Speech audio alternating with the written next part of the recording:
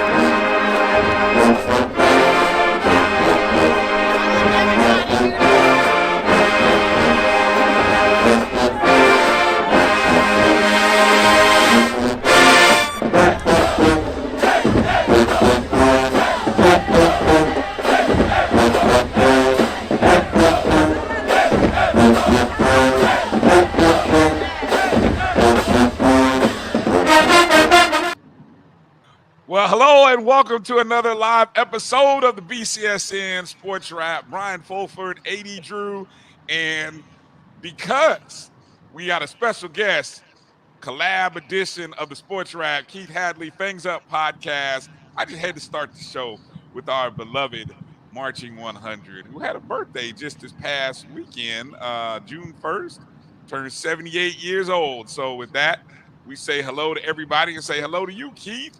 How you doing, Keith? I'm good, man. I'm good. Excited to be on BCSN. I was with brothers, with how it's on, their due diligence in ensuring the research and the information. All right. Let me see. Check your volume on your audio, Keith. Let me make sure we got a good so that the people can hear you. I had to turn up my volume on my headphones, make sure it wasn't me. It sounded like he was talking in the tunnel. I thought it was me. Well, yes. Usually that's Drew, considering the fact that, of course, as every Sunday we do these shows, Drew is on the road traveling somewhere. So that means, we get road warrior Drew, which means his signal is going to be, who knows what the signal is going to be like out there on them Georgia highways. Drew, how you doing tonight? I'm doing all right, my brother. I'm doing all right. Neither rain, nor shine, nor snow, nor stormy weather, nor children will keep me from my appointed rounds of being on the BCSN SportsWrap. I love the dedication. As I had to hit the road and do something for one of my children today at the last minute, so heading back home now. Should be home. I'll be home before the end of the show. We'll just say that. All right. Sounds good. Keith, let people know, obviously, the show not only streaming on the Black College Sports Network, but we're also streaming on your feeds as well. Let the people know in case they aren't following. What I love is that we got a lot of similar followers and people who enjoy your content. Always check out our content. So we got a lot of cross-promotional love, especially from good friend Tamara T. Already checked in. Good to see you, Tamara. And others, I'm sure. But Keith, let the people know where they can find you on a regular basis. Absolutely, Bryan. Sorry, look, got a little delay going on, but I'm gonna make sure I fix it on my end. But look, HBCU Digital Network normally, also YouTube, Facebook, Twitter, Sometimes we do Instagram. I don't know if your Instagram's like mine. Like after about an hour, it wants to act funny, but we everywhere, bro. Good deal. Well, yeah, right now we are streaming live on the BCSN Instagram. So shout out to anybody who's watching us on Instagram. Also sharing on X. I think you're also streaming on your X feed as well. So shout out to anybody who's watching us on X, Instagram Live. Of course, watching us on YouTube and Facebook. First thing we need you to do is go and hit that thumbs up and the like button. Whatever stream you are watching us on, that's the first thing we'd appreciate you doing, is to make sure you hit that thumbs up and like button. Shout out to a few people already checking in. Theron, good to see you, man. Good to see you. Hell, I'm gonna put. I know you dropped the Hell Wildcast, but I'm gonna just put up sup, folks. I'm gonna just put that up. I'm just kidding. I'm just kidding.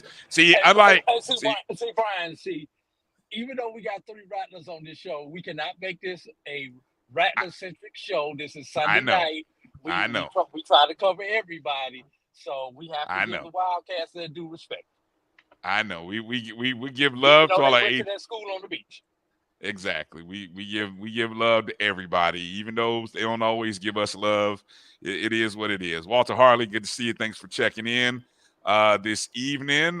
Blue Jacket, Will Davis checking in. Good to see you. Keith, Blue Jacket for life, checking in. Yeah, boy, it's hot. My dad's in Atlanta. He was complaining about the heat in Atlanta. What's the temperature like? Well, hold on. I was going to say where you are, Keith. Hell, we in the same city. Too hot, brother. Look, yesterday, man. Ooh. When I was driving around, it was 100. I saw it hit 100 somewhere. So I was like, woof. The thermometer on my car reads 96 right now. Yeah, that's wicked. That's wicked. Good to see you, Ashton. Thanks for checking in. EA. All right, good to see you checking in.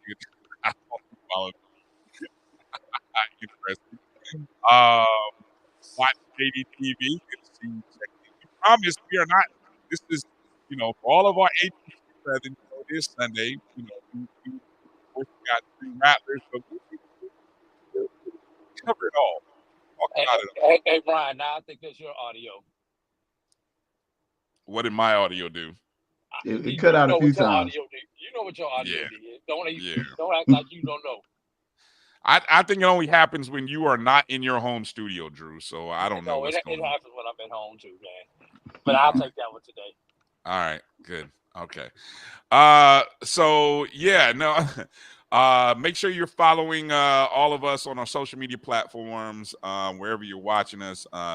Good to see you coming in, Chuck Hunt, checking in from Monroe, Louisiana. What's the heat like in Monroe, Louisiana? You guys in the chat room, let us know what the temperatures are like today. I know, I'd love to see what it's looking like around the country. So, in the chat, let us know your city. Let us know what the temperature is like today. I was kind of feeling some kind of way, Keith and Drew, about just having to stay inside. But why would I want to be outside right now? It's hot. Yeah, no. I'm not feeling no type of way about that. Like I said, we were out there yesterday. We had a nice little event, not too far from you on that on the east side, northeast side, but it was hot. It was real hot. Mm-hmm. This is the time of the year where you either get everything done before 10 o'clock in the morning or after 8 o'clock at night. Yeah. I got my morning walk in at about 8:30 this morning because it was like, I didn't want to be out there at the. I think by 10 it was smoking, so I was like, Blue Jacket, where are you from? Put it 96 was the high. Where are you from? Make sure to let us know where you're at and what it's looking like out there on the streets. Okay, so one of the things we like to try to do is try to spotlight some of the things that happened over the past week, as well as get a chance to kind of look forward here. And obviously, athletic seasons are over. Before we kind of get into one of the head stories that came out, the lead stories, Keith, if you had to sort of, and I'm gonna put you on the spot here because I didn't in our group thread, I didn't throw this out to you. Top 3. No, hold on. We like to do top 5, but I know because it's spur of the moment, I'm only asked for 3. Give me your 3 top stories from this past year. And it could be in the HBCU diaspora, or it could be just FAMU. I'm curious, what's your top 3 stories past year?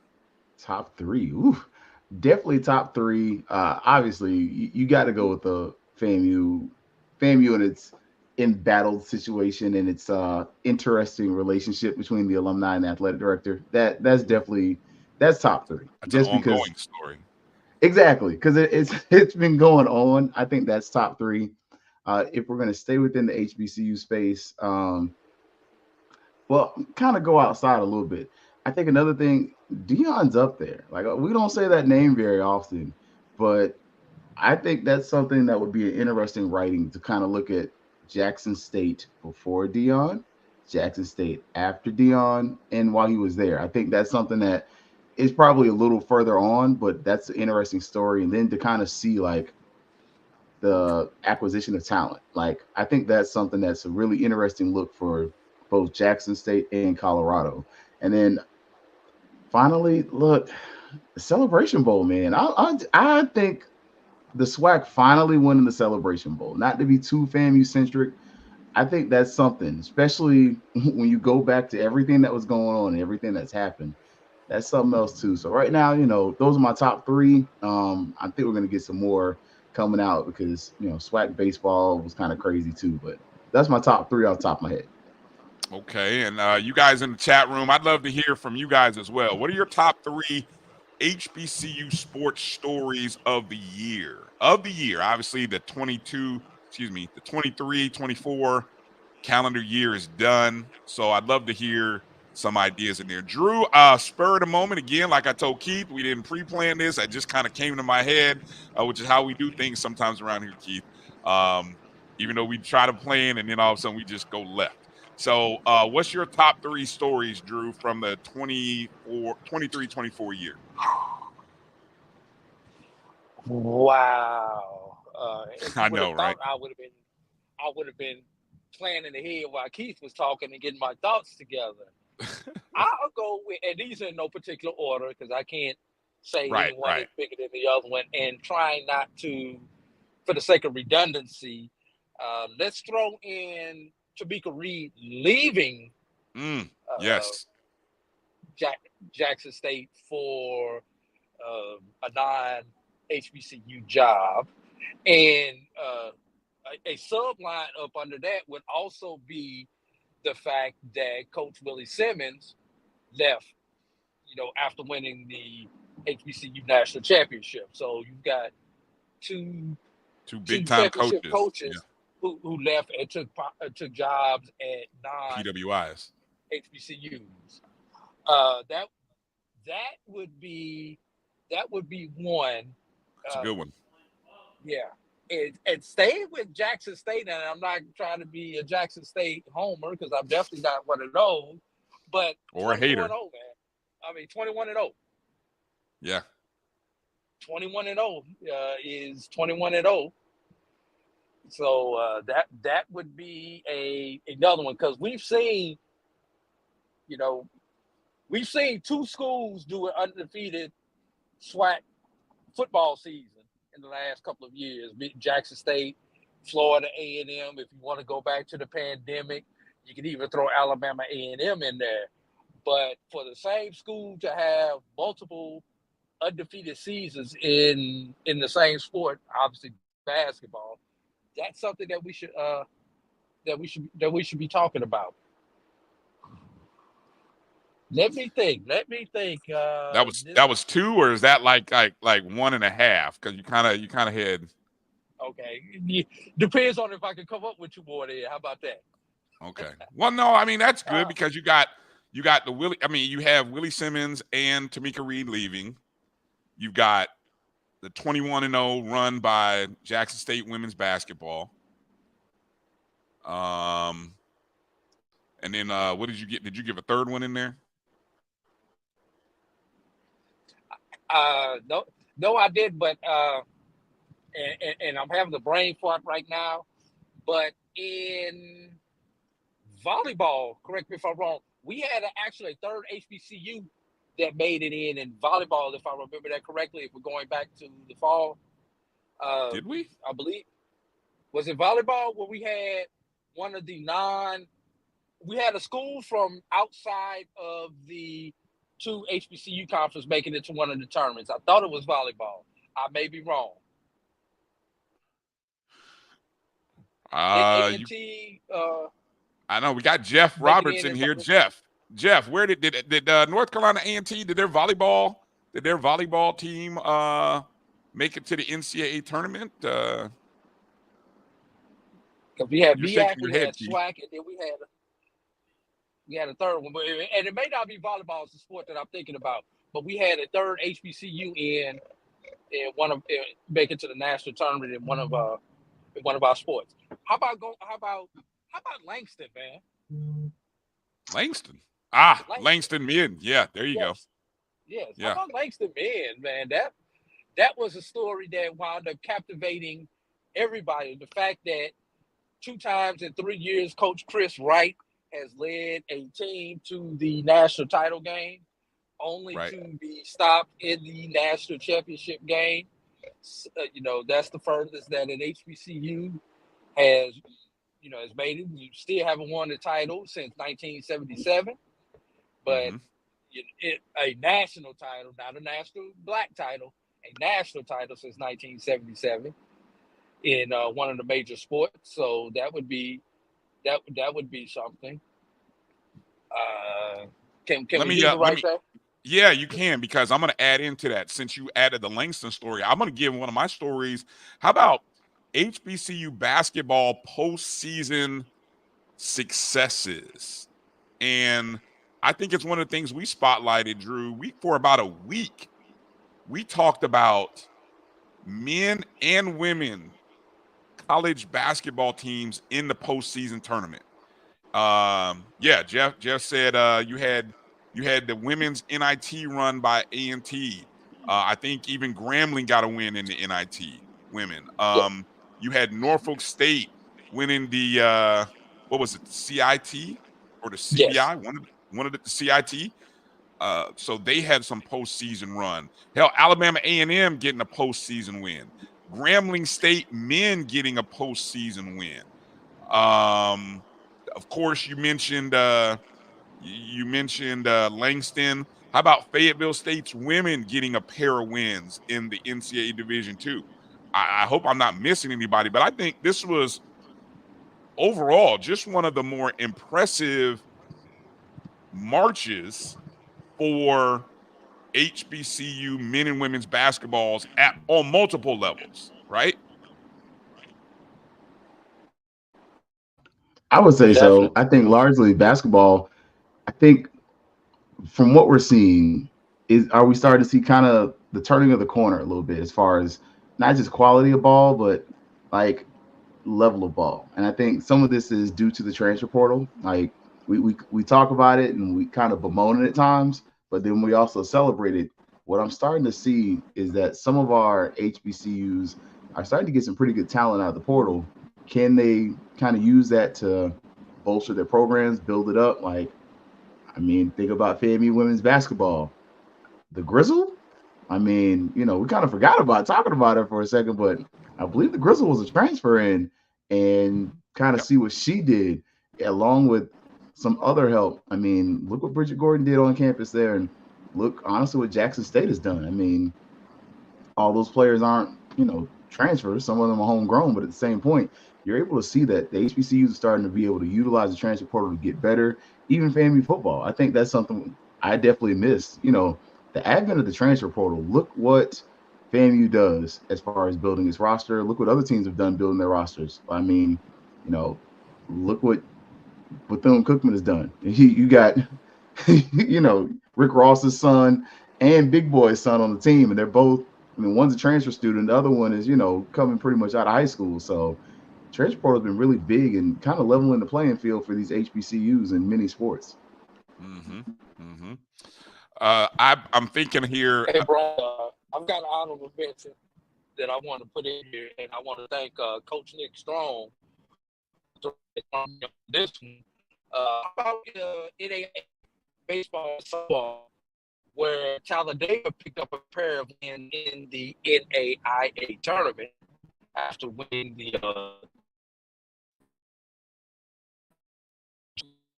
Yeah, one of the joys of Drew being on the road, Keith, is that we get him in and out with his signal. So understandable. I have parts of town in Orlando. I guess.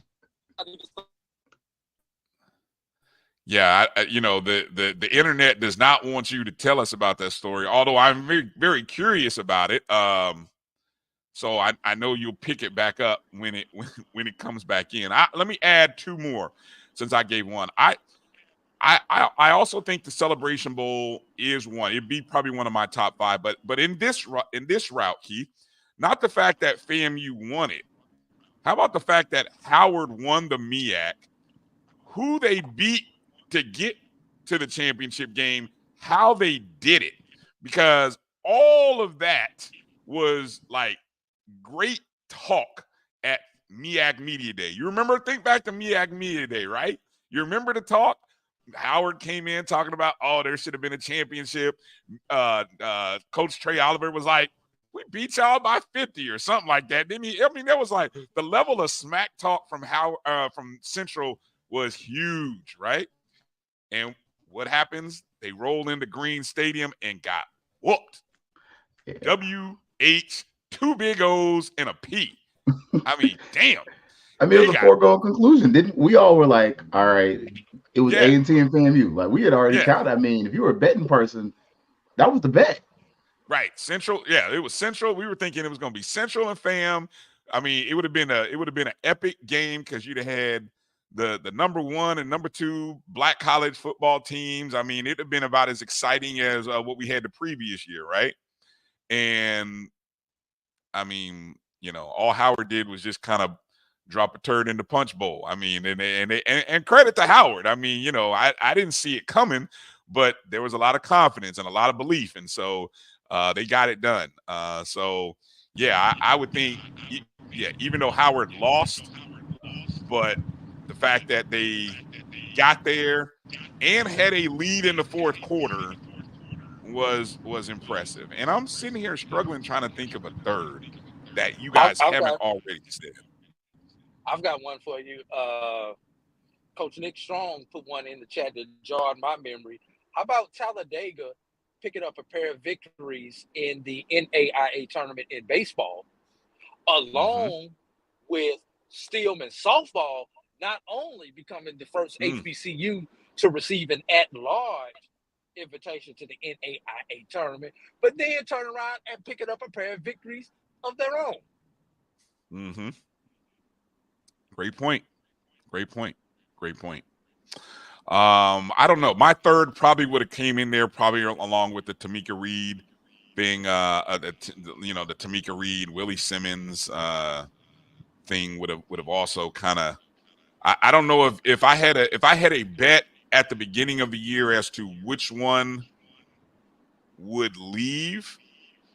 I don't think I would have guessed either. I mean, so I would have lost the bet entirely. You know what I'm saying? I don't think I foresaw that, which kind of made it interesting. Tamika Reed, yes, but Willie Simmons, it wasn't a complete shock. Just because we've been hearing the rumblings. Well, remember the season before? We practically gave him the USF job. I'll tell you, I thought, and I had been saying this for the past 2 years. I knew Willie Simmons was eventually going to leave. I just thought that it would come with a head coaching job because I really felt he was on the trajectory of being the first coach since the first black head coach since Willie. Who was the former coach at Howard? Good one. You got me on that one. From the 80s. William from the Mary, 80s. Right? No. I want to say not.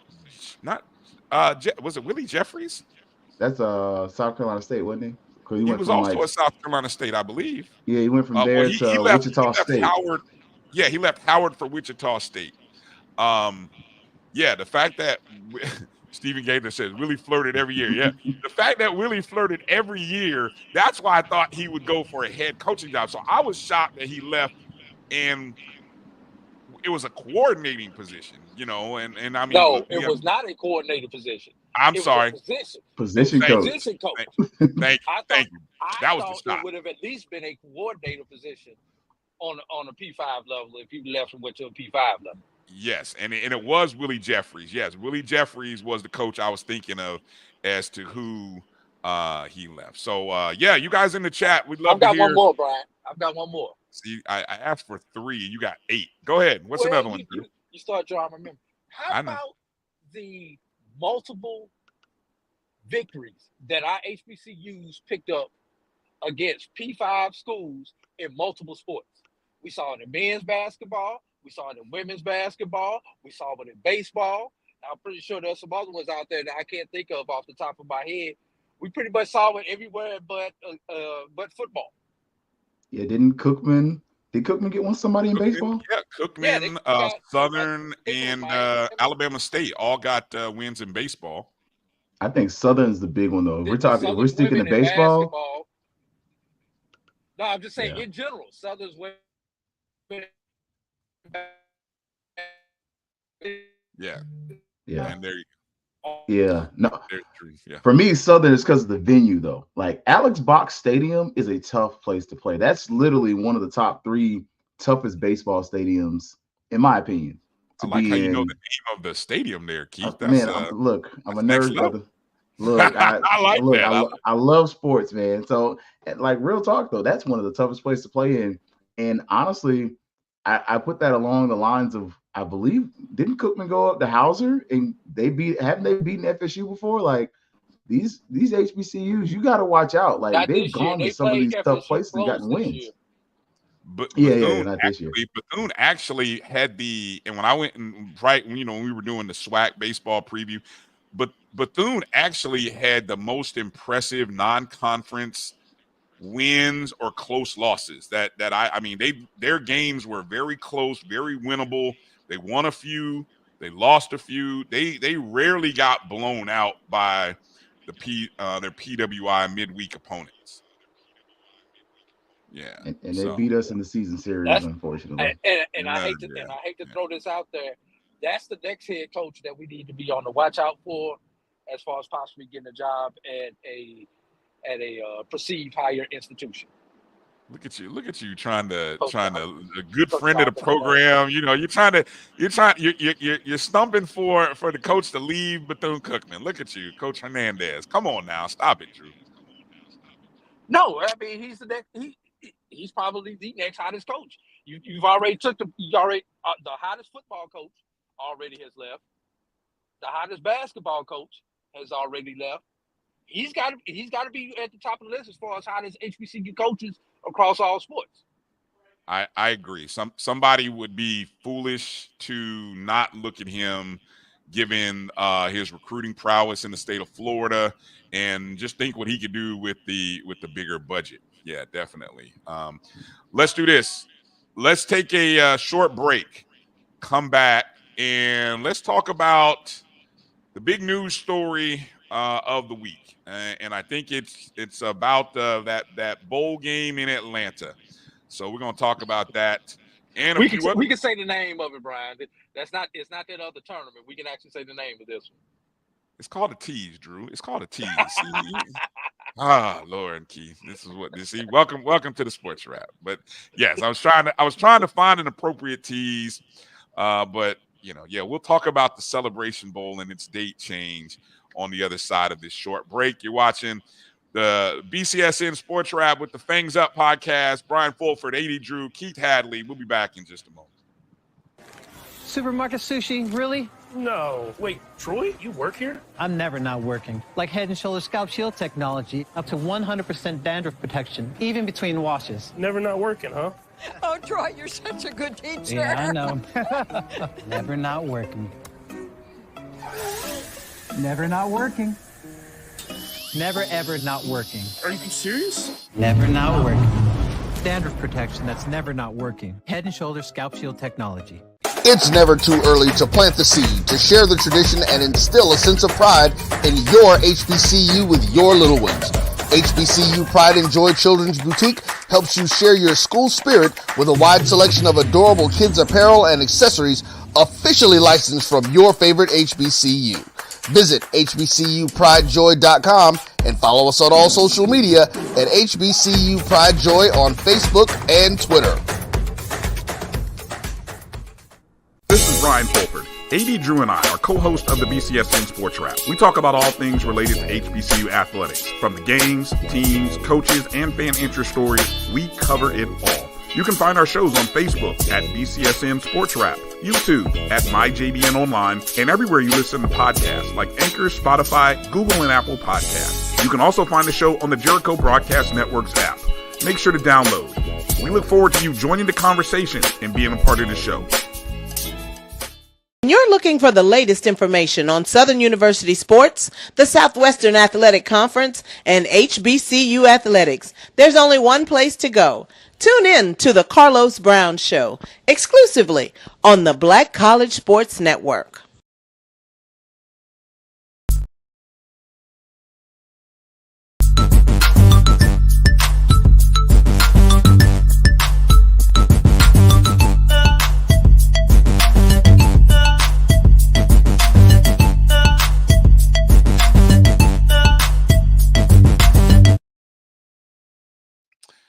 Welcome back to the BCSN Sports Wrap and the simulcast here with Fangs Up Podcast. Bryan Fulford, A.D. Drew, along with Keith Hadley.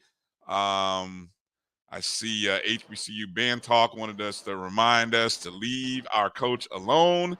Yes, indeed. Yep. See, that's Drew. That was Drew, Theron. You blame A.D. Drew for that. You know, trying to give us a competitive advantage, really. That's what he was really trying to do. But anyway. So I want to remind everybody, wherever you're watching us, if you're watching us on YouTube or Facebook, hit that thumbs up and the like button wherever you're watching us. And we say hello to all of our friends watching on X and Instagram Live. All right. Well, fellas, the news came out earlier this week. A.D. Drew and I sort of speculated a little bit last week once we saw that the college football playoff the opening round of the college football playoffs, which are going to be held on campus sites, were going to be the third weekend, Friday and Saturday of December. That weekend had traditionally been, for the last 8 years, the weekend, the first weekend of the bowl season and the first weekend for the the Celebration Bowl, which is this cricket Celebration Bowl. So the date was announced, and they actually moved it up a week to the second week in December, which now means the SWAC champion, who will play their SWAC championship game on December 7th, will have to turn around 1 week later and play their bowl game. Before I come to you, Drew, Keith, I'll start with you. What's your instant reaction as you heard of this news about the Celebration Bowl moving its date?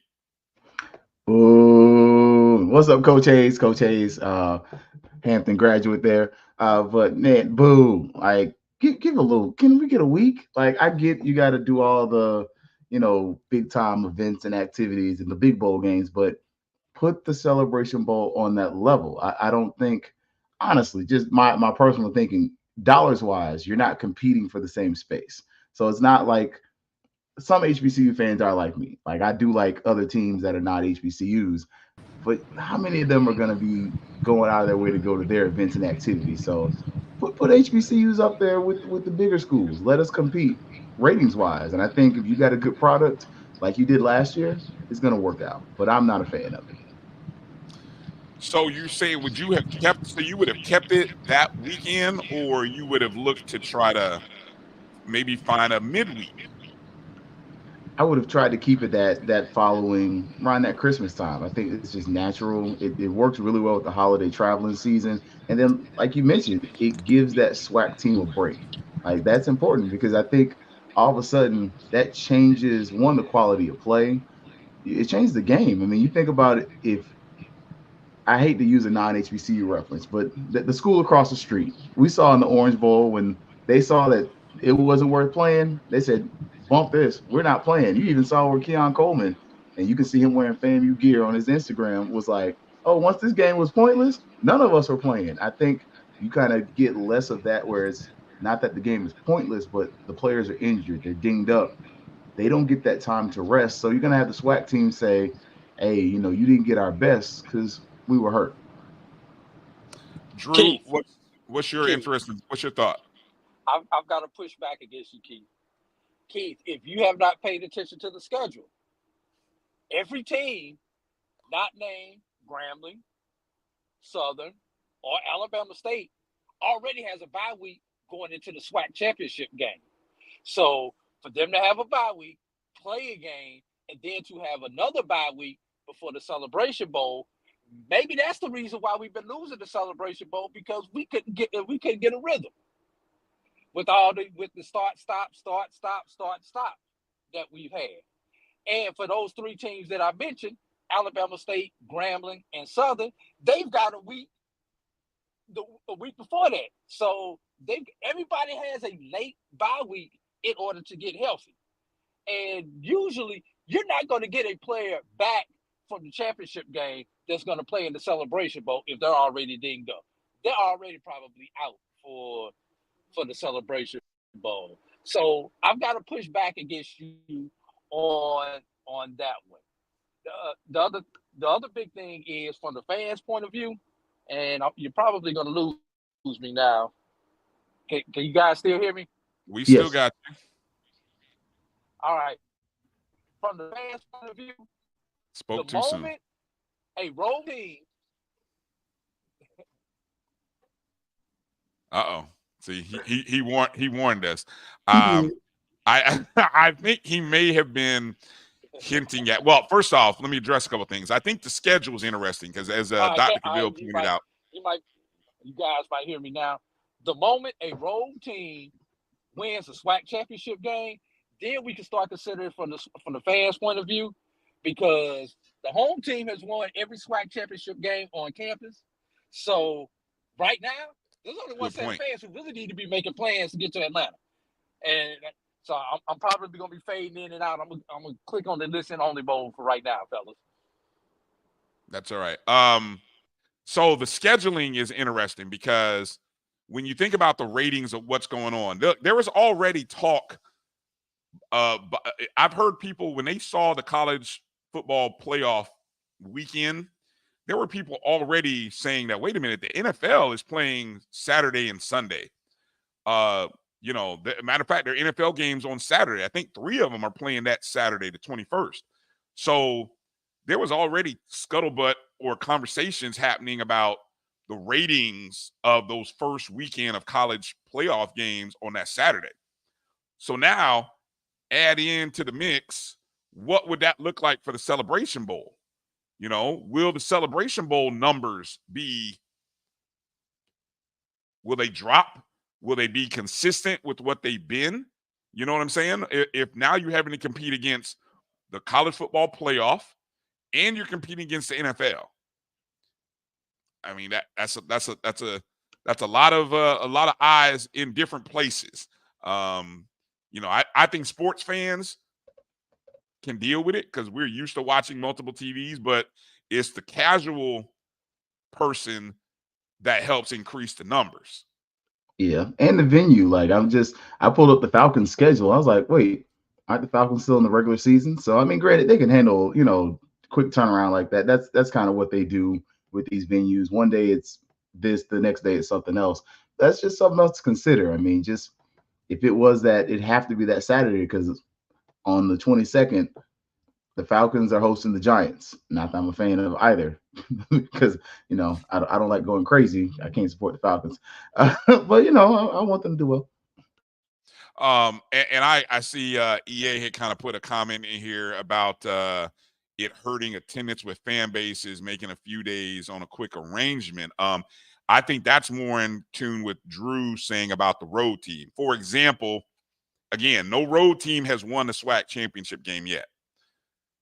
let's just say in the on-campus format. Make sure we say it like that, in the on-campus right, format. in the on-campus format, right? And so that's been going on since 2018, I think. So in that format, in its current format, I don't think I didn't hear anything you just said, Drew. I didn't hear anything.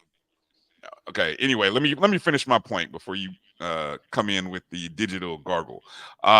So what I was saying is the road team hasn't won. So in terms of attendance and turnaround, look, we already heard that, for example, Florida A&M fans this past year had already pre-bought tickets for the Celebration Bowl, which actually hurt the FAMU ticket sales for the allotted number that they were given, because a lot of the same people had already bought tickets. Because what? FAMU folks were already anticipating doing what, Keith? Going to Atlanta. Yeah? Going to Atlanta, celebrating, partying, and winning. Exactly. And I bet you that's the same thing that Jackson State fans had did the year before. So now this is the challenge for athletic departments. FAMU got bit in the butt because they didn't properly prepare the fan base and say, hey, fans, before you go buy your tickets from the Celebration Bowl, we're going to be selling tickets. And that ticket allotment helps money come back to us. So if you all buy tickets from the Celebration Bowl, we end up stuck with a bunch of tickets that we can't sell, and that hurts our pocket. So now that FAMU is a little more aware of that, maybe other schools already were or whatever, but you know what I'm saying? I think that's now a challenge that every athletic department in the SWAC has to school their fan bases about and let their fan base know, hey, when tickets go on sale, we are going to have an allotment. Maybe even they tell what you want to tell your season ticket holders, Keith, right? I think that's the group you need to alert and to say, hey, season ticket holders, don't go buy tickets from the Celebration Bowl. We're going to have tickets available for you because you're a season ticket holder, right? I agree. But some of that also has got to come with that other experience factor. Like, and I'm not y'all know me, I'm not a hater, I'm not a basher on this one, but I do have that question of, are our athletic departments, some of them, are they that prepared? And are the fans that knowledgeable? I mean, we're a knowledgeable fan base, but at the same point, you have a lot of us as fans that we kind of go along with whatever we hear. Do we know well enough? Because some of us, let's be honest, we all know people who've already been like, oh yeah, I'm about to buy my tickets for the Celebration Bowl because they anticipate we're going to be there already. And you had other people that were there that were from other schools that were saying they bought their tickets, they wanted their school to get there, but now they're not. They're just going to have a good time. But I think if you're the Celebration Bowl, it's part of what you sell. You're like, hey, you try to really sell it more as a family reunion more than as a team specific event. Good point. But before we go over to the MEAC side of this, let me ask a question for the SWAC folks. Now, the conference championship weekend, right, is a traditional championship weekend amongst all conferences. The MEAC or the SWAC's championship game is on Saturday, December 7th. Now, on the television spectrum, Keith, the Pac-12 had been playing their championship games on Friday, along with another couple of conferences, I think. What do you think about would it have been advantageous maybe for the SWAC championship to move their game to Friday night? Maybe giving an extra day to the champion, if it really matters. I'm just kind of throwing that out there. What do you think about that thought? I don't like it, and I know it's not. Attendance isn't very important when we're talking about these games. It's really about television dollars, but some of that is the optics to me. Like, you want your championship game to look good. Like, granted, did it look good last year? We were there, Brian. It didn't look great, but that was because of the weather. On paper, that game was a freaking sellout. So imagine if that game's at Bragg, when it's at Bragg, let's say it like that for those FAMU fans, and the weather is nice. It's not about to be a freaking deluge at the game. What's the attendance going to look like? What's the crowd look like? PV brought their band. PV's band was, they did whatever PV could do. But imagine if that is that kind of game day atmosphere. I think it's just better on a Saturday. I know, the attendance doesn't matter, but I think the optics is what matters in a sold out Bragg or whatever stadium. Looks a lot better than a half empty one on a Friday night just to get the game done. Drew, any thoughts in here? I don't know if you're hearing signal. What's any thoughts here?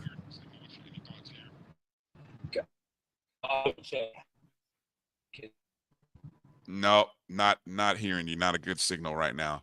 We can always come back to you here in a second. How about this? At that point in the season, in December, you saw Israel said we don't play on Friday nights.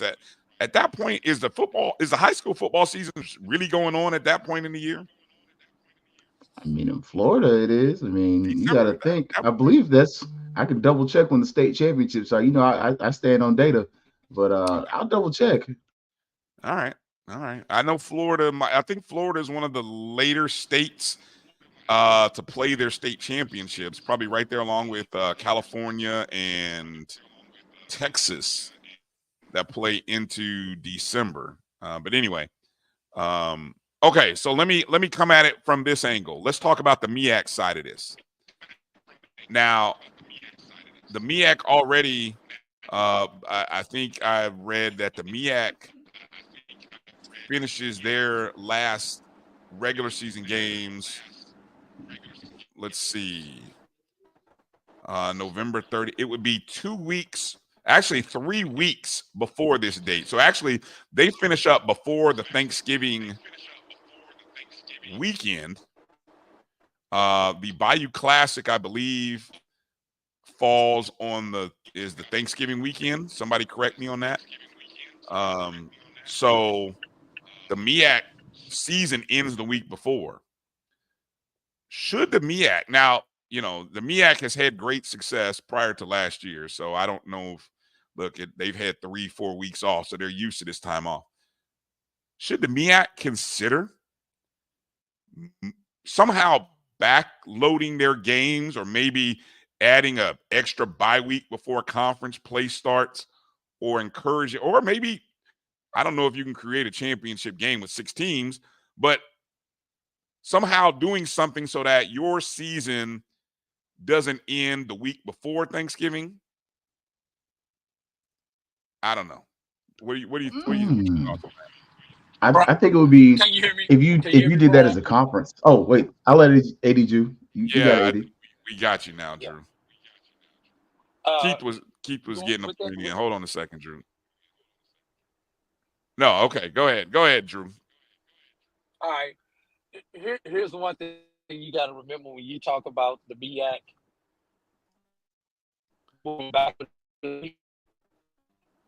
They are in the north.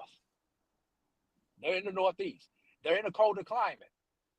So you're talking about people who have to give up their Thanksgiving weekend in a colder climate for games that would not be on TV, so you will not be getting any TV money. Is it really worth it to move it back if you're a MEAC team?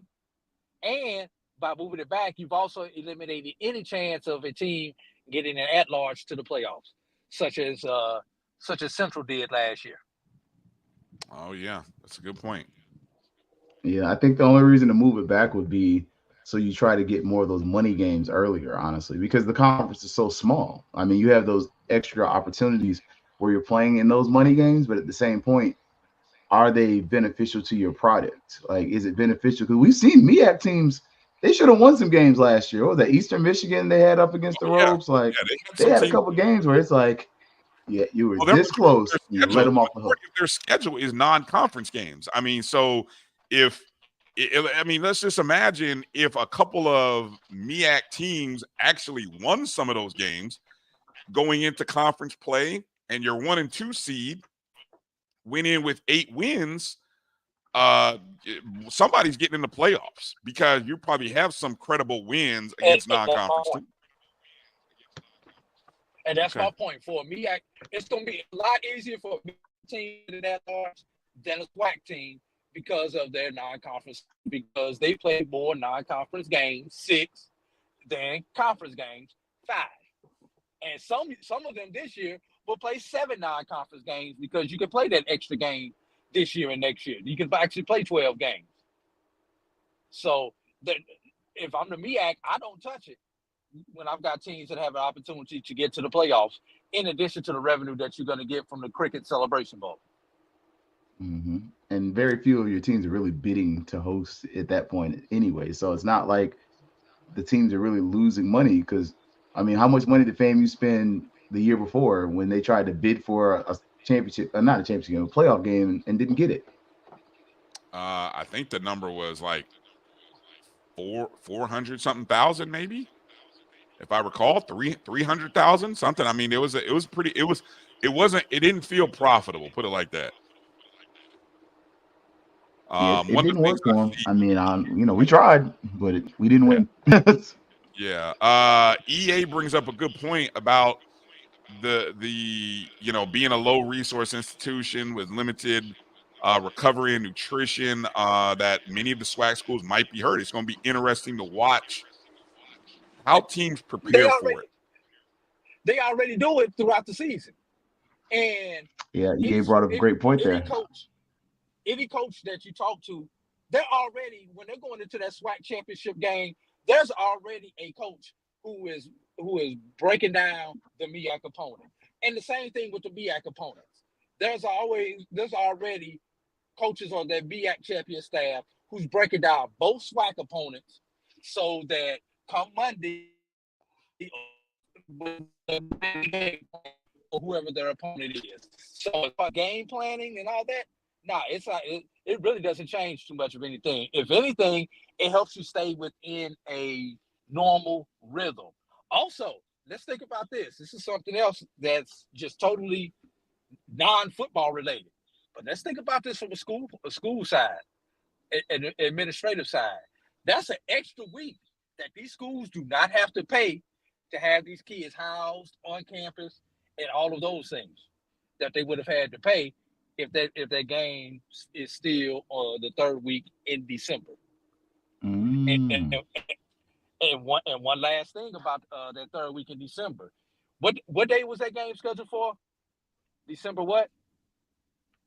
Celebration Bowl. Celebration Bowl scheduled for December 14th. No, the original schedule, if they hadn't moved, it would have been December 21st. Okay. December 21st. 22, 23, 24, 4 days later, what's happening? Something called Christmas. Okay. Pretty big day for a lot of people. In the past, there's always been still another Saturday before Christmas. Yeah, so, I think it's just how the calendar works. That Saturday is usually one of the biggest shopping days of the year because that's your last full weekend to go out and get whatever you're going to get for your gifts if you're doing traditional shopping, not doing anything online. So that's that last weekend where you can get a lot of that stuff done. I don't know if I want to couple that with a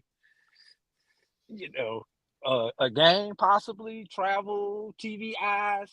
There's a lot of different things. NFL, college football playoff. There's a lot of different factors that you have to fight for that particular weekend. And I also got to comment back on the SWAC championship game if y'all want to jump back to that. But I'm going to let Keith go first before I get back into that SWAC championship game. No, you good, man. You hit the points. You hit the nail on the head. I think that's a big issue, though. So we're going to see. It's going to be interesting. I think the attendance is going to be pretty good. It's going to really depend on who goes, though. Kind of like we saw, I think the SWAC and the MEAC and just Celebration Bowl as a whole, I think you hit a home run with two really rabid fan bases. We know Howard's fan base can get a little fickle, but when Howard and FAMU get together, you wouldn't think we talk as much trash as we do, but we talk a whole lot of trash, and we enjoy playing each other. That's a game, even when they would come to Tallahassee, you get a good amount of Howard fans too, and man, if they can hit the jackpot like that again, I think it's going to be a fun time. Drew, what was before I ask one final question regarding the Celebration Bowl, Drew, you wanted to comment on the SWAC championship game conversation or points? Yeah, you mentioned the Friday or even possibly Thursday as far as moving the championship game. I never said anything about Thursday. Heck, well, no. I'm just saying that's anything about championship Thursday. week. That's championship week. That's the only reason I'm saying that. I think games actually may begin as early as Thursday during that championship week. But what would be the purpose of moving it? If you're moving it, if you want to move for Friday night and you're looking for attendance, then no, it is not a good move. If you're moving to Friday night and you're looking for eyeballs on the TV set, it would have been the perfect move, because that was formerly the home of the Pac-12 championship game was on Friday night, and that was exclusive.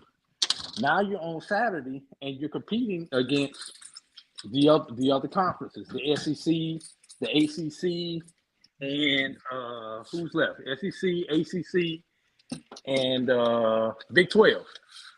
So now you're competing against those championship games, in addition to the smaller championship games that may be going on that weekend.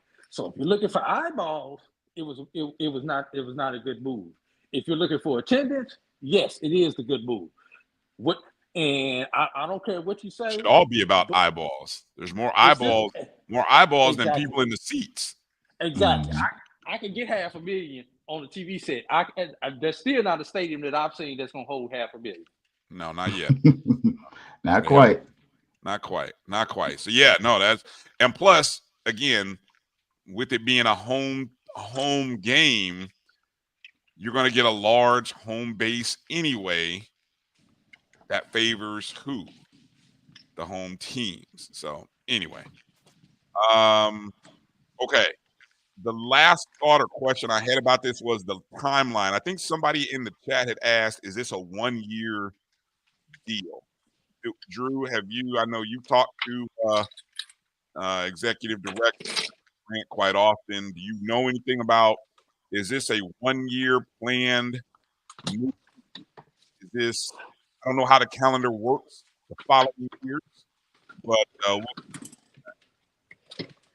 well, right now he hasn't said anything officially, but just looking at the calendar with the extra Saturday that we have in 2025, also like you have in 2024, then this is probably going to be a similar schedule for next year, which will allow them to get 2 years worth of data, and then you'll be 2 years into the college playoff, and probably some decisions will be made about 26 after they studied and analyzed 24 and 25. Like I say, that's John Grant hasn't said anything like that officially, but just the tone of conversation and just me knowing how they operate with ESPN events and with the Celebration Bowl, that's my best educated guess. all right. Keith, you had kind of asked a question regarding the Mercedes-Benz Stadium, and I'm just looking at a tweet from their site. December 7th is the SEC championship game right there in Atlanta. Then the Celebration Bowl the 14th. Of course, I think you have a Falcons game the following week, that 21st. You said you were looking at the Falcons schedule. Yeah, I looked at the Falcons schedule. I didn't. MLS should be done, so I didn't check them, but I'm pretty sure they're done. Our team sucks with Orlando. In the midst of that are the Georgia high school playoffs also. Okay. Championships will be held at the Benz also during the midst of all that, which is a 3 to 4 day event. Busy. All right. Let's take a break, come back, and talk about another event that happened in Atlanta this past weekend.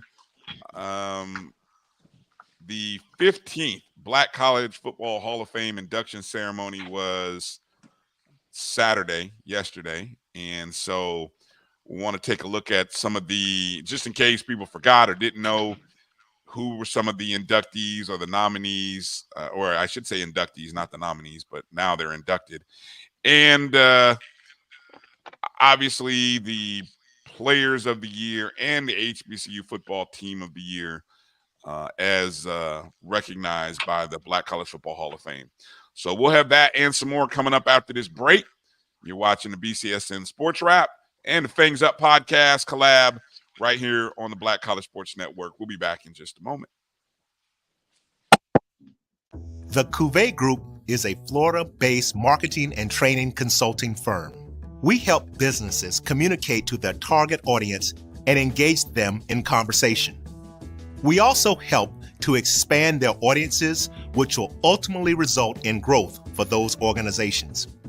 In addition to being a certified constant contact specialist, my colleagues and I are also certified in John Maxwell Leadership Principles. We use these proven principles to conduct workshops, training, and private coaching sessions for individuals and companies looking to take things to the next level. Contact us to schedule a free consultation. Issues today, don't delay, call Cuvée. This is the Dean of the College of HBCU Sports, Kenyatta Cavill of Dr. Cavill's Inside the HBCU Sports Lab with Mike Washington and Charles Bishop. Come mix it up in the lab where the course lecture is in session every Tuesday from 6 o'clock p.m. Central Standard Time on Facebook Live, YouTube Spreaker, or the BCSN app, as we discuss all things about the HBCU sports culture, including exploring the week that was in the sporting HBCU diaspora, as well as the upcoming week of HBCU sports.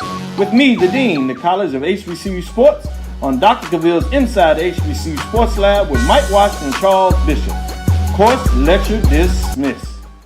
From novice to aficionado, find yourself here. High quality cigars plus personal customer service.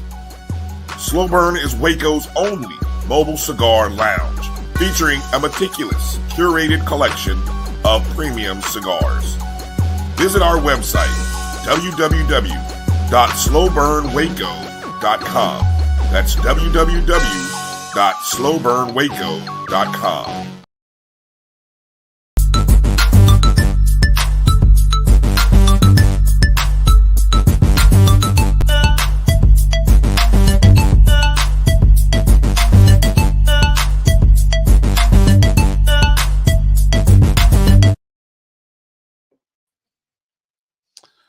Well, welcome back. It's the BCSN SportsWrap.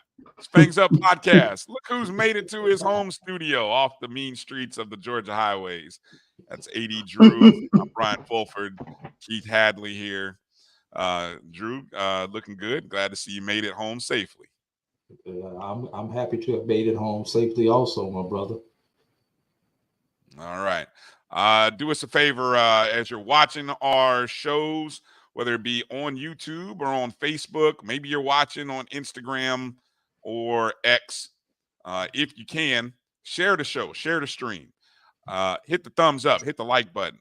Make sure you're following all of our shows. Of course, you can follow the Black College Sports Network at MyBCSN1. That's the number one.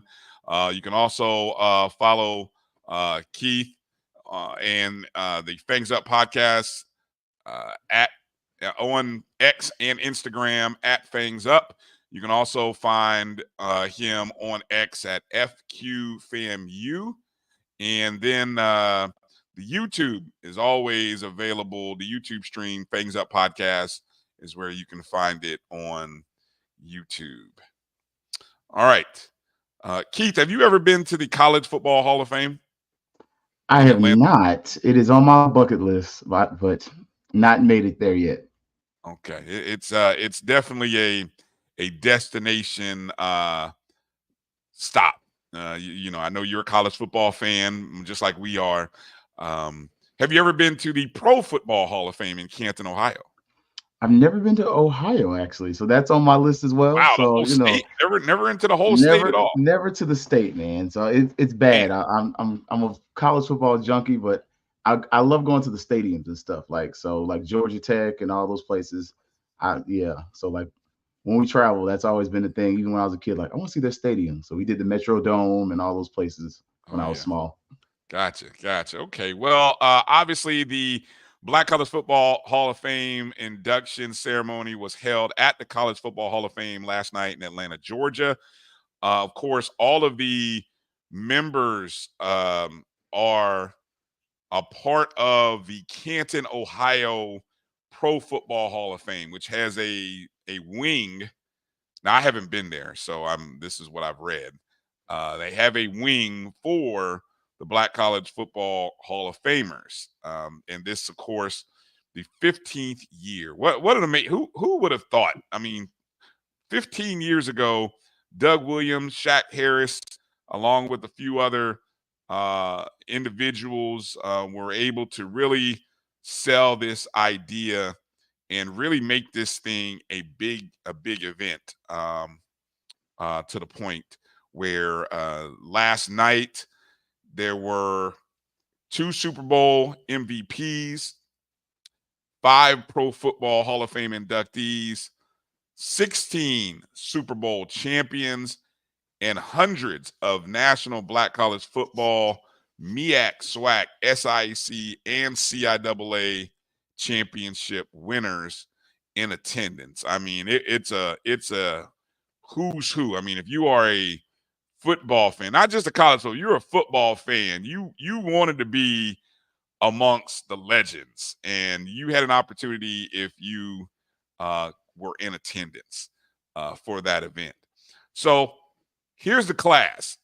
Here is the 2024 Hall of Fame class, in case you weren't familiar with them.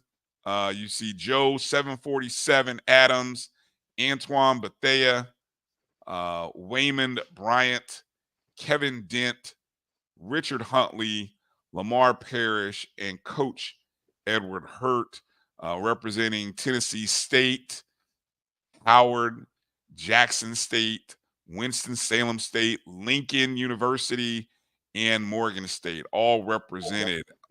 And it's always interesting to see how the class gets selected, because I know when they do the finalists, I mean, there are lots of names, lots of worthy. I mean, you got to think how many years we've had almost 100 years of Black college football, right? So this is just 15, and they've only been putting in about 7 a year. So I don't know. Somebody do some math. 7 times 15 is what? I'm it's not a math show, but I know. That would be 95, bro. Okay, thank you. See, I leave it up to the accountant there to figure that out. So less than 100 names, and I don't know. They may have doubled up in a year or two. So anyway, but let's go through some of the names in case you're not familiar with some of the names. Of course, I'm gonna start with this guy because he's a Colt. Doggone it, that's right. 105, Brian. I said 95. 105. My bad. 105. Okay, there you go. Yeah, see, even accountants mess up now and then. Shout out to it's not your taxes. Indianapolis Colt Antoine Bethea. There with Steve Weiss, a couple of Howard men. You know what I was surprised at? Antoine Bethea is the first Howard alum selected. Now, I find that interesting.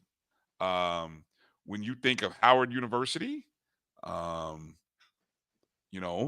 don't know if Antoine Bethea's name is the first one I think of, but I'm probably a little biased because of television. Who might you think of as if I had to ask you and say, who would you say is the first? Who should be the first Howard alum? Ian, who would you think, Keith? Drew? No comment. I would. It would be him for me. I mean, it would be what? It would be Antoine Bethea, honestly. Really? Okay. If Cam Newton's brother would have stayed, then considering that turnaround, I could kind of give that a look. But it's probably him. I mean, Howard hasn't necessarily been known for having like amazing football, respectfully. Hey, Edwin said it for you, so you ain't got to say it. Edwin Moore, see, he said it for you. You ain't got to say it. Go ahead. Were you looking for a quarterback?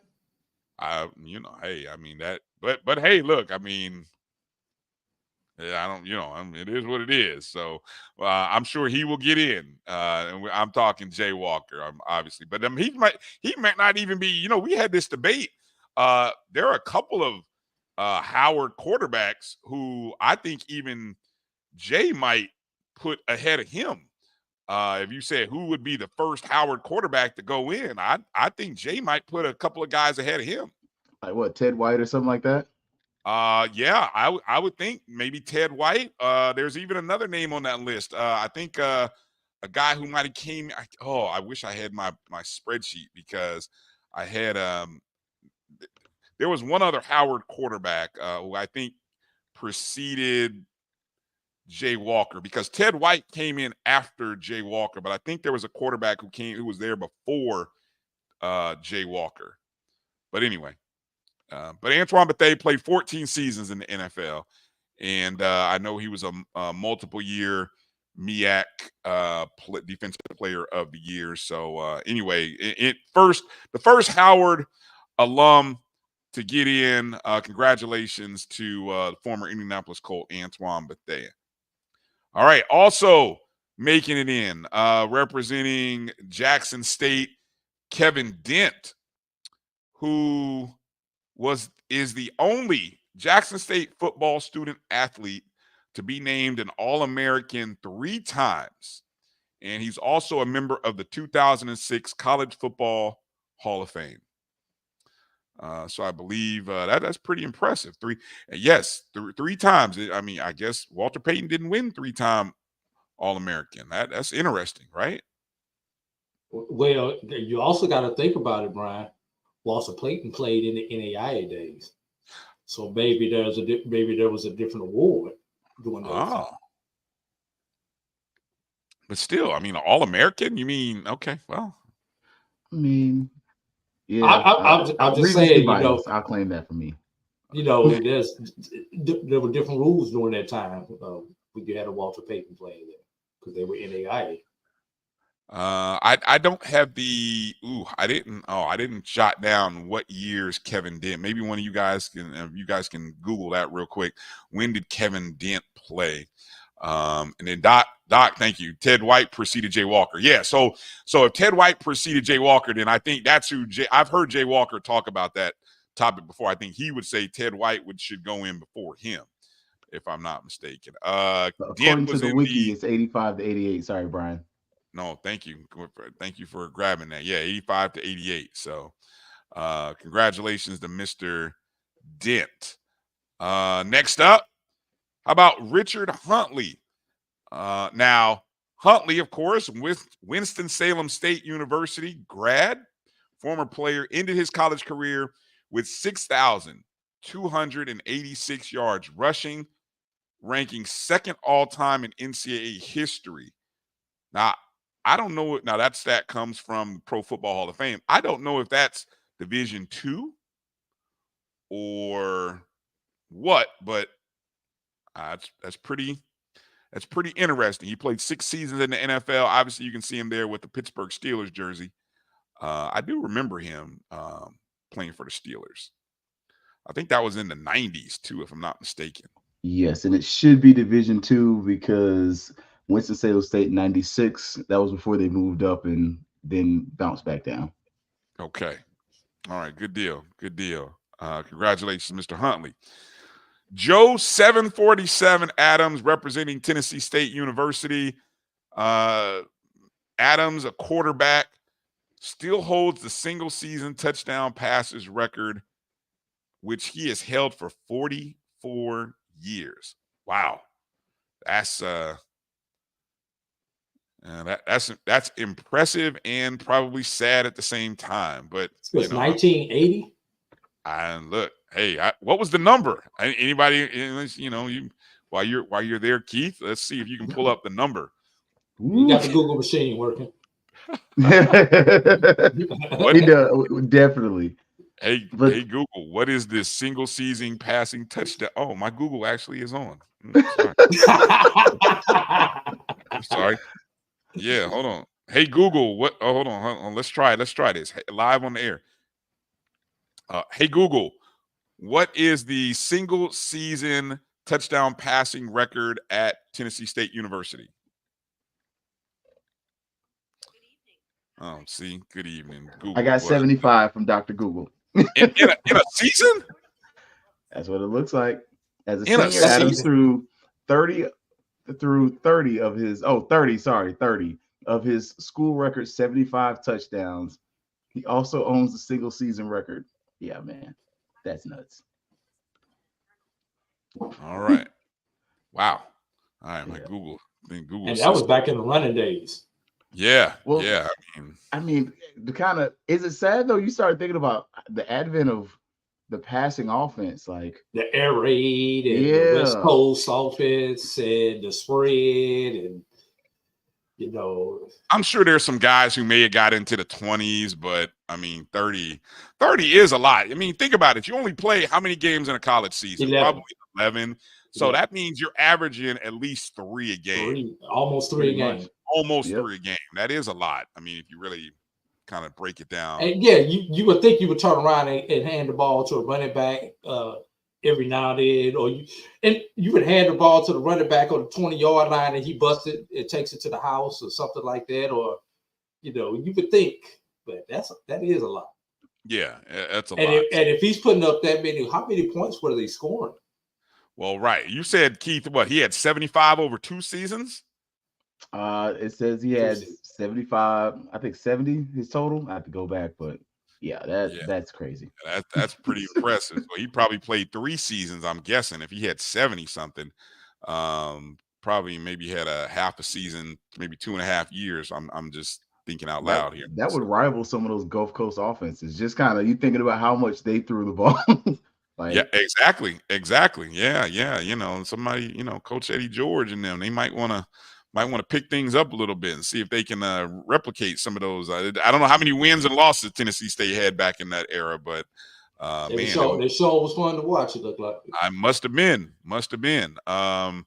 Another Tennessee State Tiger, Wayman Bryant, is a part of this class. Bryant he's also a member of the Pro Football Hall of Fame. And he was selected in the first round by the Chicago Bears. I would imagine in the 70s. Don't know the exact date. I know Keith is looking it up. Absolutely.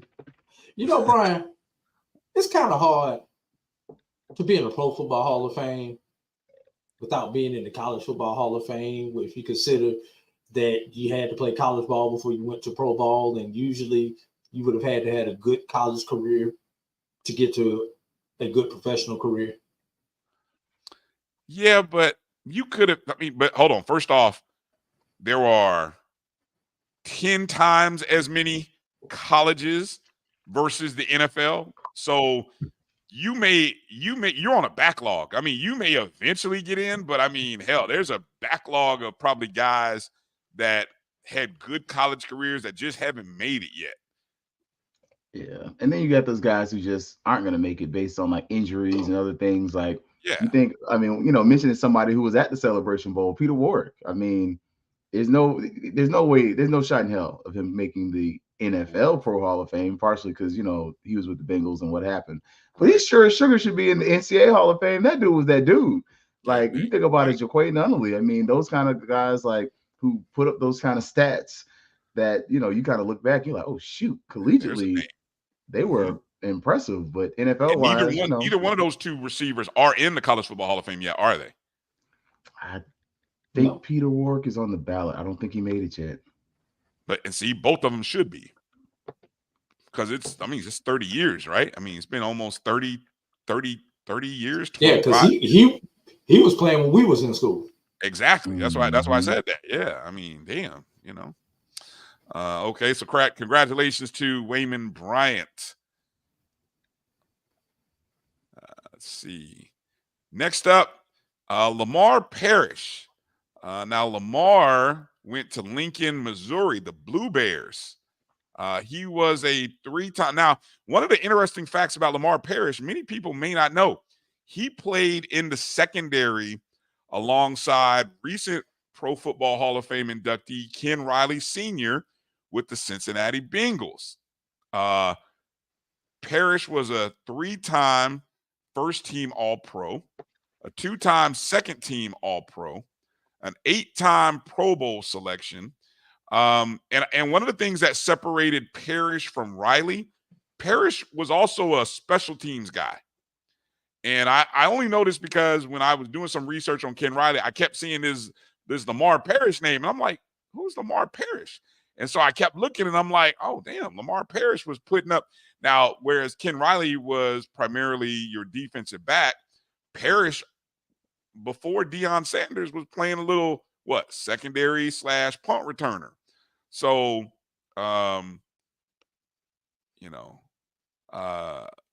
yeah, Parrish, who is EA referring to? I'm not sure who EA is referring to. EA said you don't think.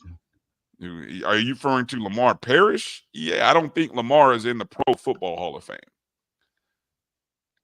And I think both Parrish and Riley played for almost a decade for Cincinnati. So, I mean, they were both, in that Cincinnati Bengals organization in the secondary. Yeah.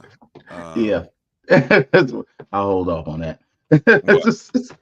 It's the Bengals. The Bengals, they've improved, so we're not going to talk too bad about them today. Yeah, a lot of people on the bandwagon about the Bengals these days. And then you have Coach Edward Hurt from Morgan State University. He coached 29 years at Morgan State. Interesting enough, I had, one of my greatest joys was writing an article and doing it in conjunction with Dr. Cavill called Dynasty Makers. We did this back in 2021. And the whole premise of the article was spotlighting coaches who've had similar success to Nick Saban, because that was right after Nick Saban had won. And, he had won his 7th title, I think it was, in like 8 years, whatever it was, 6 and 8, something like that. And people were, that's the point where he hit GOAT status, I guess. And the article Dr. Cavill and I put together spotlighted 3 HBCU coaches. Of course, you could probably guess Eddie Robinson, Jake Gaither, and Billy Nix, Prairie View, who had great dynasties. And we say, I think of a dynasty of at least a 10-year decade, right? One of the names that we came across in doing the research was Edward Hurt, who coached in the 30s and 40s.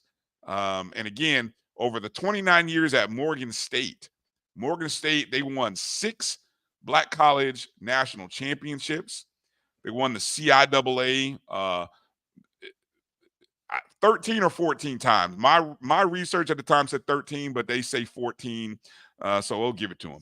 But also what's impressive is he had a period from 1932 to somewhere in 1939 where they went undefeated that entire period, a 54-game win streak. Okay, now, they didn't play 10, 11 games back then. So, you may be trying to do the math in your head and saying, no, they only played maybe 6, 7, 8 games during that time period. But anyway, I'm just talking a 32 to 39. That's at least about a 6-7 year run, right? Of not a 54-game win streak. That's what the number was. Yeah, so that was pretty impressive. So congratulations to the Hurt family, Coach Edward Hurt, Morgan State University. Just in case you didn't know a little bit about the history there. Okay.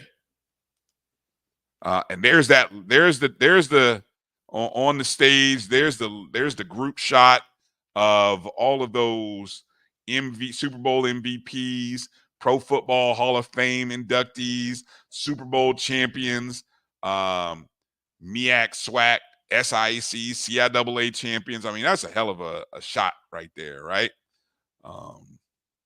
Heck of a group of men who have contributed to the game of football, and especially Black college football, in a major way. So shout out, congratulations to all of them and to the Black College Football Hall of Fame for continuing to put even today's student athletes on a strong pedestal along with the legends. Yeah, you start thinking about like the bowl game or the postseason game in New Orleans and kind of what it's done. I mean, granted, are the players necessarily getting drafted? Not really, but are some of these players getting opportunities, and are they getting chances where they're still with some of these teams in the NFL? Like, look at Xavier Smith. He's going into his second, third season. Same thing, Marquise Bell, third season going into the NFL. Isaiah Land going into his second season in the NFL. So you're starting to see these players. Is it getting us the results of getting them drafted that gives us that pride and everything that we desire? Not necessarily, but are some of these students getting that extra opportunity to be seen? Yeah. Mm-hmm. Any Drew, you got any thoughts there you want to add in on that on those list and those inductees? No, just looking forward to the day where I will get to make my way to Atlanta on the right weekend to be a part of the ceremony as and covered from a media perspective. Yeah. I don't look then, and here I am maybe stirring the pot. I would love. I don't know if this aired on television or streamed anywhere. Maybe the NFL Network. I don't know. It would sure be nice to see some video of this wonderful event. Okay, let me move forward here. Also, the Deacon Jones Trophy to the top Black college football player was awarded. Davius Richard was in attendance. I haven't seen any photos that Jeremy Musa was in attendance. Of course, they were the co-players of the year. So I don't know. I don't know. Is Jeremy in a camp anywhere, Keith? He was with the Bucks. He was down in Central Florida with the Bucks, in their camp, and I know as recent as like last week, you actually could see him still in the video, throwing the ball and whatnot like that. I didn't know if I was watching a Zapruder film or what. I didn't know. I was like, hey, is that Musa? What the heck is? Yeah. I mean, it's the Bucks. He's got a shot at making the team. Hell, they got Kyle Trask still on the team, so shoot, Musa might start.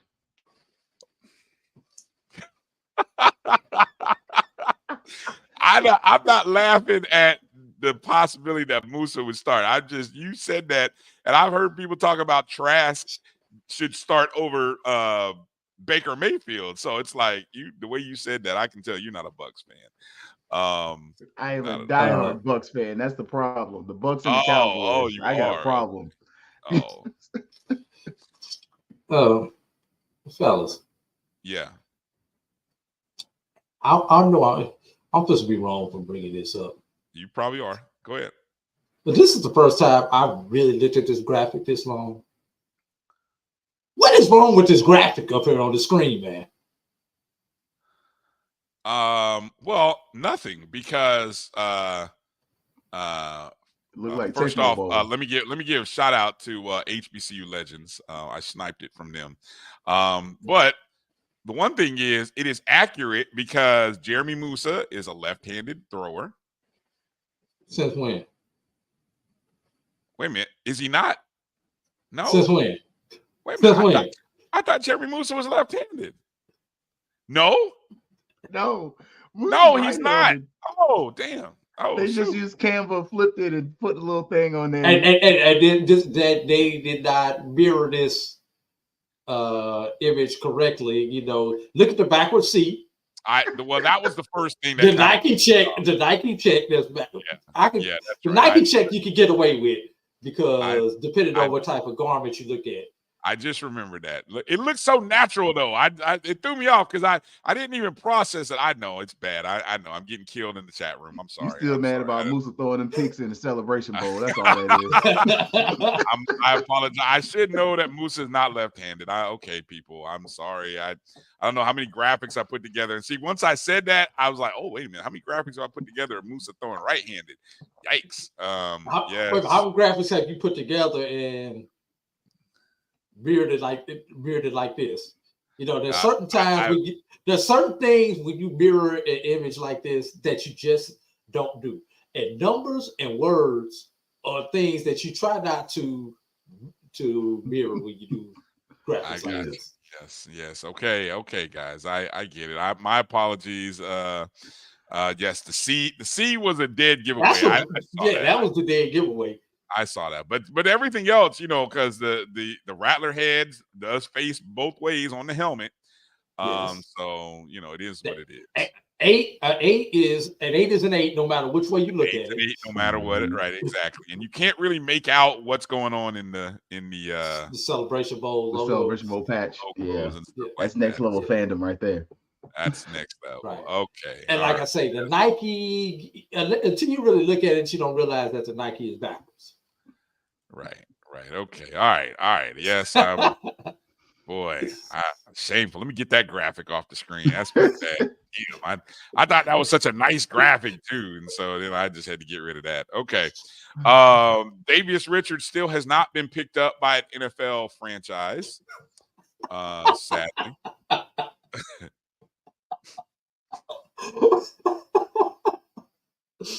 Yeah, you wrong for that. All right, thanks.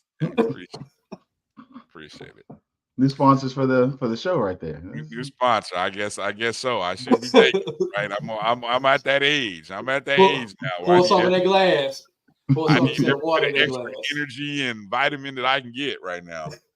Been staring at these screens for too long. Okay.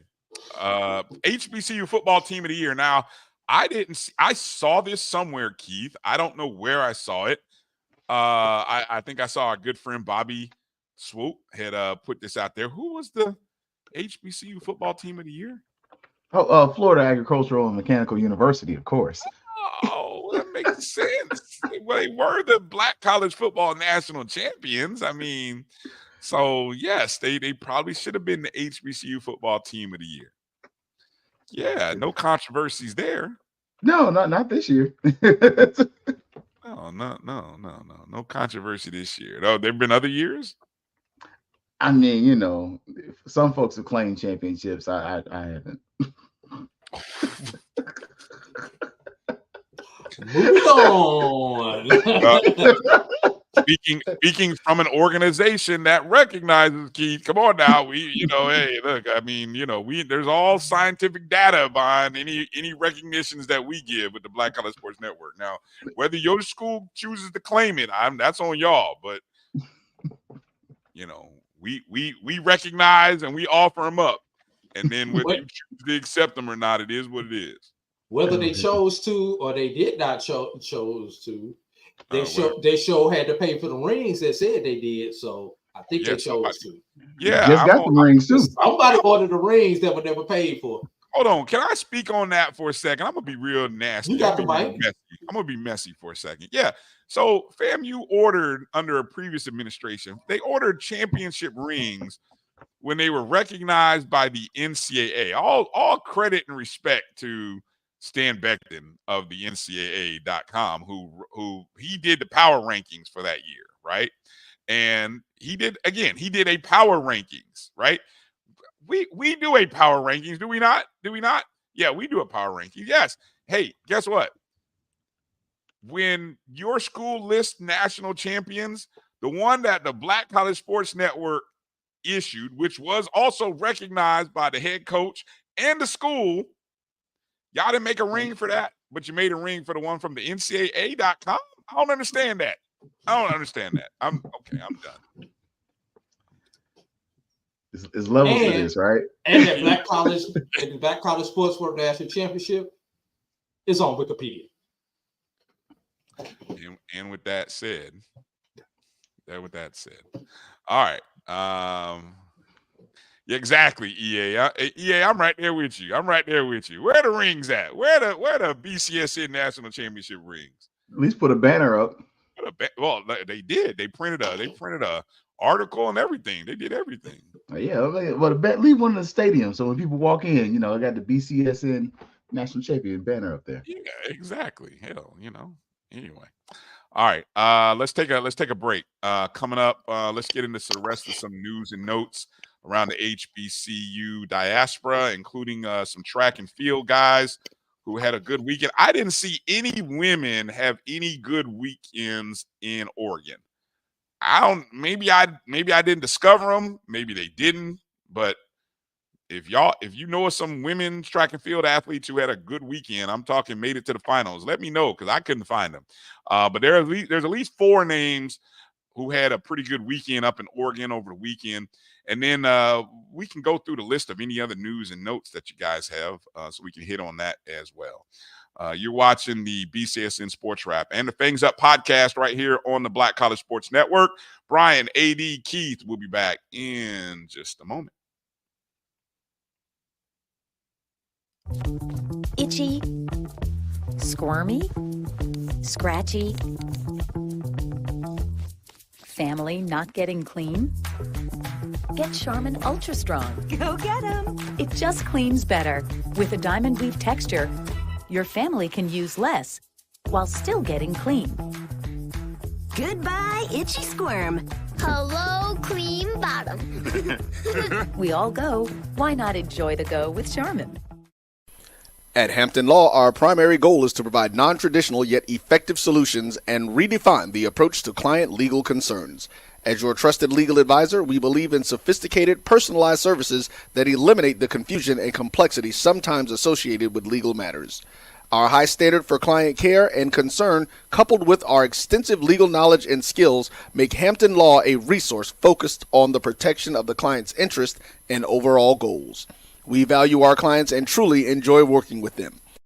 Visit thamptonlaw.com to conveniently schedule an appointment online. Tamika Hampton Esquire, 1631 Rock Springs Road, Suite 336, Apopka, Florida, 407-494-1471. thamptonlaw.com. Nope. Nope. Come on, him. Ooh, I like him.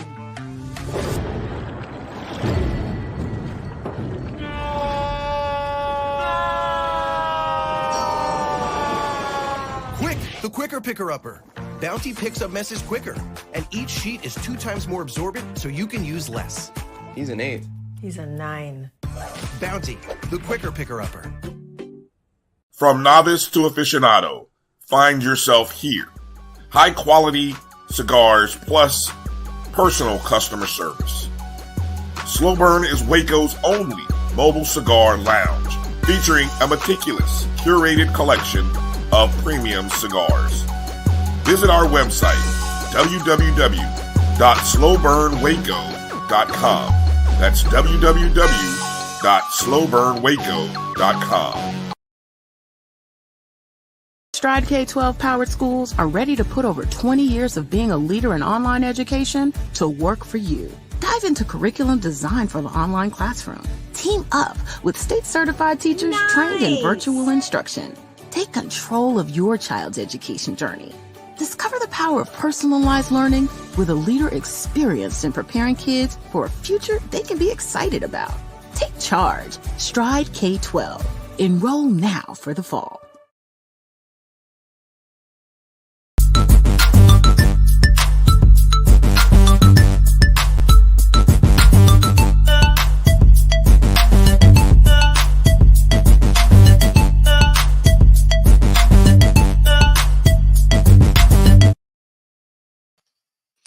All right, welcome back to the BCSN Sports Wrap and the Fangs Up Podcast, simulcast right here on the Black College Sports Network. Bryan and A.D. along with Keith. Please make sure you hit the thumbs up and the like button, however, wherever you're watching us. I want to remind you, podcast versions of this show will be available on the BCSN Pod Zone. For those of you who still do the podcast thing, we appreciate you. Go subscribe. I know some of y'all, you watch and listen to podcasts on Spotify, Amazon Music, iHeartRadio, all those great places. Go search BCSN Pod Zone and then go subscribe. Keith, your shows stream on Spotify, because that's a lot of places where I listen to the show, right? Sir. Spotify. Yeah. I don't even know if Google does the thing anymore, and Apple as well. So yeah, man. All right. Technology available to us to get the good word out there. Yeah, good deal. Real quick, guys, obviously coming up here in about 45 minutes, and I may have to step away for a minute because my attention may need to get a couple of how about we finish the podcast before we get to yeah, point? I just got to ask this. Did anybody out there listening, and does anybody know what a thoracic contusion is? Have anyone heard of a thoracic contusion, and what is it? Ooh, because apparently that is what Luka is questionable tonight with. We think it's chest related because there's some video of Luka grabbing his chest rib area during the warm up today. That's what Dr. Google says. Well, that's what X says. Yeah. Actually, a bad bruise. Okay, that's great. Hopefully, you don't have any donations on Dallas tonight, is what it says to me. I got out of the one Luka MVP bet I had. I got out of that real quick while there was still something on it. But wouldn't that be fitting if Luka is out for multiple games due to this injury, that Boston would have played everyone with the best player, one of their top players injured this entire run? That little leprechaun is a devil. Damn, man, that leprechaun is killing people. People just dropping like flies in the middle of the series. Yeah, I had Dallas too. I'm glad I left that money on the table. Yeah, I was thinking Dallas in 6, but now, I mean, if this is bad, I mean, how did the Celtics? If the Celtics know this, hopefully somebody in the Celtics, you got to think somebody's watching X. You think they're like, hey, let's be physical with Luka. No, they have to put that stuff because of betting and everything else. They have to put that stuff out on those injury reports, or else they get severely fined. So the Celtics know about it. Man, Edwin, you must think that Dallas, I don't know how, I can't even see in 6 now. I mean, because theoretically, Boston wins tonight in game 2. Then you're talking, I can see Dallas going and winning 2 in Dallas, but you're saying Dallas got to win 4 in a row? I don't see that. We've seen it happen before, Brian. Yeah, we have. Yeah, I guess it's not impossible. But wait a minute. Don't forget the Lakers. Sixers beat the Lakers in game 1 and then went on here to swept after that. No. This is a 2. No, it's not. It's 2-2-1-1-1. Right, Edwin. They don't do the 2-3-2 anymore. Don't do that anymore. Yeah, you don't get that kind of break. No. Yeah. Man, what could be though? So it's going to be interesting though. So that obviously now Kyrie is like the dominant player, but now it's going to be interesting because Kyrie's got to be the man. Can they win this game? How about the rest of those guys hit a basket? The rest of those guys, they were horrible. Kyrie was bad, but the rest of the dudes were horrible too. Brian, when are you going to get a shot up outside of an offensive rebound where Kyrie and Luka dominate the ball? How can you go get a basket if you don't get a rebound? How about that's what I was thinking already. I was like, somebody. How about the Morris? Yeah, they had open looks though, Drew. Trust me, I was watching the game. And they were open looks probably for a reason. You know what we call that on the playground, Brian? What's that? Don't go on him. Self-check.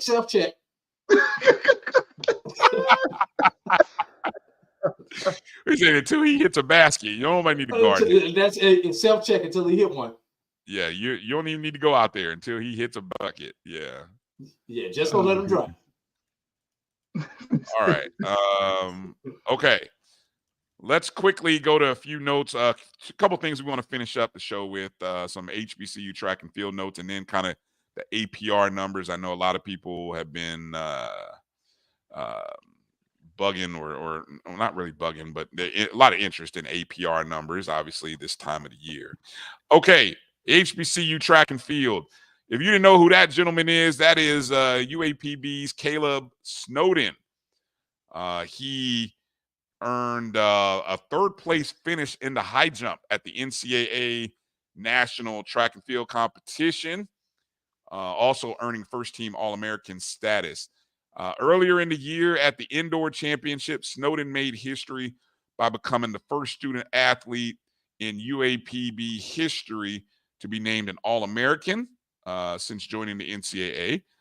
Snowden is also the first high jumper from an HBCU to achieve a top 3 position in both the NCAA indoor and outdoor championships in the same year. So congratulations to Caleb Snow. I don't know. Is he now? I know the Olympics are Olympic trials are a couple weeks away. I would imagine. You think, is he competing in the Olympic trials? If you make the qualifying mark, there's a qualifying mark just like there is for NCAA. That gets you in. There's a qualifying mark because I know somewhere somebody who competed in this NCAA from HBCU made the qualifying mark for the Olympic trials. Oh yeah, I got him. Which one of those? Oh yeah, I'm jumping ahead. No, that's all right. That's all right. No, you're good. And the reason I asked that is because of the next gentleman that I got a picture of. That's Alabama State's Jamarian Stubbs, who I know I watched him win his heat in the semis. I think he finished 7th overall in the 200-meter dash. He earned first-team All-American honors. He will also be competing in the 200 meters at the U.S. Olympic trial. So he did hit the qualifying mark to compete in the 200 meter at the U.S. Olympic trials, which are also going to be held in Oregon in a couple weeks. And Edwin brought up a good point down there. We ain't got that far yet, but may not want to forget about that one. Is this the one you're talking about? Edwin said, young lady from North Carolina A&T? Yep. Well, transferred, went to Texas A&M and won the national championship. Well, congrats, I guess. Hey.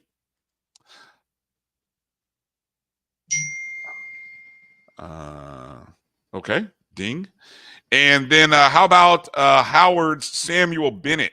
He finished 6th in the 110-meter hurdles, earning All-American status, first team. He's the first Howard athlete to earn first-team All-American status since 2004, 20 years it's been. So congratulations to Samuel Bennett. Again, not knowing if Samuel or Caleb Snowden will get Olympic trial opportunities.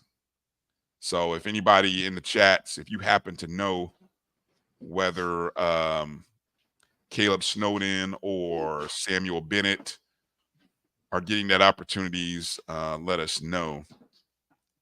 Also, I feel like I got to give a mention to Grambling State's Jet Brown. What a great name. Cool name, Jet Brown, for a track athlete, right? Jet Brown, you see in the long jump. He received All-American honorable mention. He is the SWAC indoor and SWAC outdoor champion in the long jump. So, I don't know if he quite made it to the finals, but he probably made it to maybe the semifinals, I would imagine. So congratulations. Yeah, good question by Sweet. Who pays for them to go to the qualifying round? Great question. I don't know that one. You got me there. Yeah, I mean, is it on their own dime? Is it the U.S. Olympic Track and Field Committee? I don't. Well, we qualify as far as for the NCAAs or for the Olympics? For the NCAA trials. I mean, Olympic trials. Yeah, the Olympic trials. I'm pretty sure whatever track club that they run for during the summertime, along with some other type of sponsorship, would cover that. But it's probably on them or whoever sponsors them during their club track season. Gotcha. Okay. Also, I want to give a special mention to Albany State's Sydney Blackburn, a discus thrower for Albany State. She finished 4th in the women's NCAA Division II championships a couple of weeks ago. She is a 4-time All-American and a 3-time SIC conference champion in the discus. So she finished up an amazing career, finishing 4th at the NCAA. So congratulations to Sydney in the discus. So I felt like I had to kind of mention her. Before we get to talking about APRs, Keith, any other news and notes you wanna mention or bring up? Man, nothing to think of right now. You know, we staying out the family foolishness on here, so.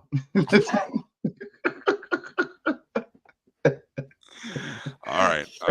But ain't no shoulders been touched over the past weekend, has there? No shoulders been touched, man. But good deal. You know, good times. Good deal. All right. Drew, do you have your? I don't know if this is the right time, or do you want to wait till? I was gonna save it because it's such an exhausting list and a somber list that we need to say this to end of the show or another show. End of the show, because it's not relevant if it's another show. All right. What did Ashton say? No APR jokes this time. Who is that? Keith, you're doing APR jokes the other day? Was it me? I don't know. I don't think so. No. You know, for the past couple of years, certain people from a school that has never won a Celebration Bowl had jokes about Florida A&M University's APR.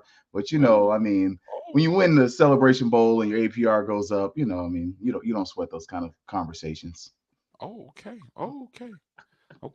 Keith Hadley, ladies and gentlemen. Okay. I love it, Keith. I love it. Okay, here we go. Let's look at some APR scores that came out just the other day. Football MEAC scores. Again, 1,000. Yeah, 1,000 is great. That's perfect. The minimum is 930, so you have to be over 930 to avoid probation, which I don't really think the NCAA is enforcing anything. It's just like a number. Somebody tried to enforce anything, I'd be like, go to heck. You know, you guys have rolling. I got rolling kids all over. One of the things that was kind of talked about, again, I encourage you guys, go listen to Carlos Brown's show yesterday on the Black College Sports Network, BCSN Pod Zone. And I don't know, Edwin, was it you? You and I were having this discussion in the chat room about APRs. You know, basically, you're not penalized for students coming into your university, but students get you when they go out, when they leave. But we were getting into a discussion about helping, like schools. Should schools? And this is the question for you, AD and Keith. Should schools be trying to help the students who leave get into another school? Because if they don't get in another school, if they don't get into college somewhere, that affects your APR scores. Yeah. I'll go first on that. Yeah, you go first. I'll go first. Yes, they should. Because when it's all said and done, the University of College's mission is to educate and make these into better men or better women. And if that does not occur at our university, our goal should be to help you be happy somewhere. And yes, we get a benefit from it because of our APR score, but that should not be the reason why you are helping a young man or a young woman to succeed. You know, maybe your school doesn't have the major that they really want to major in. They came to your school to major in X. They wanted to major in X coming out of high school. Your school did not offer X. Your school offered Z. They have realized that in addition to you not having their major, they're not getting the playing time also that could possibly make up for that happiness. So if I'm not supposed to be happy playing here and I can't get the degree in what I want because the chances of me actually earning money off of said sport are going to be slim to none. So the degree is the most important thing. I need to go where I can put myself in the best position to help my family out in the long term. And if that's not at your university, let me go for this school with this other major, this major I really want to major in, and go ahead and get that degree. Now, your help would be appreciated. And also, last thing, Brian, while we was talking about the educational portion of it, with the major, how many times did these kids change? How many times did you change majors? Do people change majors once they get to a school? Mm-hmm. Yeah. Good point. I'm not gonna lie. I thought about changing majors, but I was too far along to change majors. I was already there too damn long, and if I'd have changed majors, I'd have never got up out of there. So, I have a question to follow up what you said, but go ahead, Keith. Let me get in there. I definitely think the school should help your students go to a new school. As mentioned, it does help your APR, but it also makes it like you give a damn. I mean, there's got to be a little bit of, hey, the coach actually cares about me in this program, because we're seeing where some of these students are leaving because honestly they feel like they're not getting enough playing time. But there's that other aspect of, especially with FAMU, it's excellence with caring. So at a certain point, we care. Like, that's part of our selling point.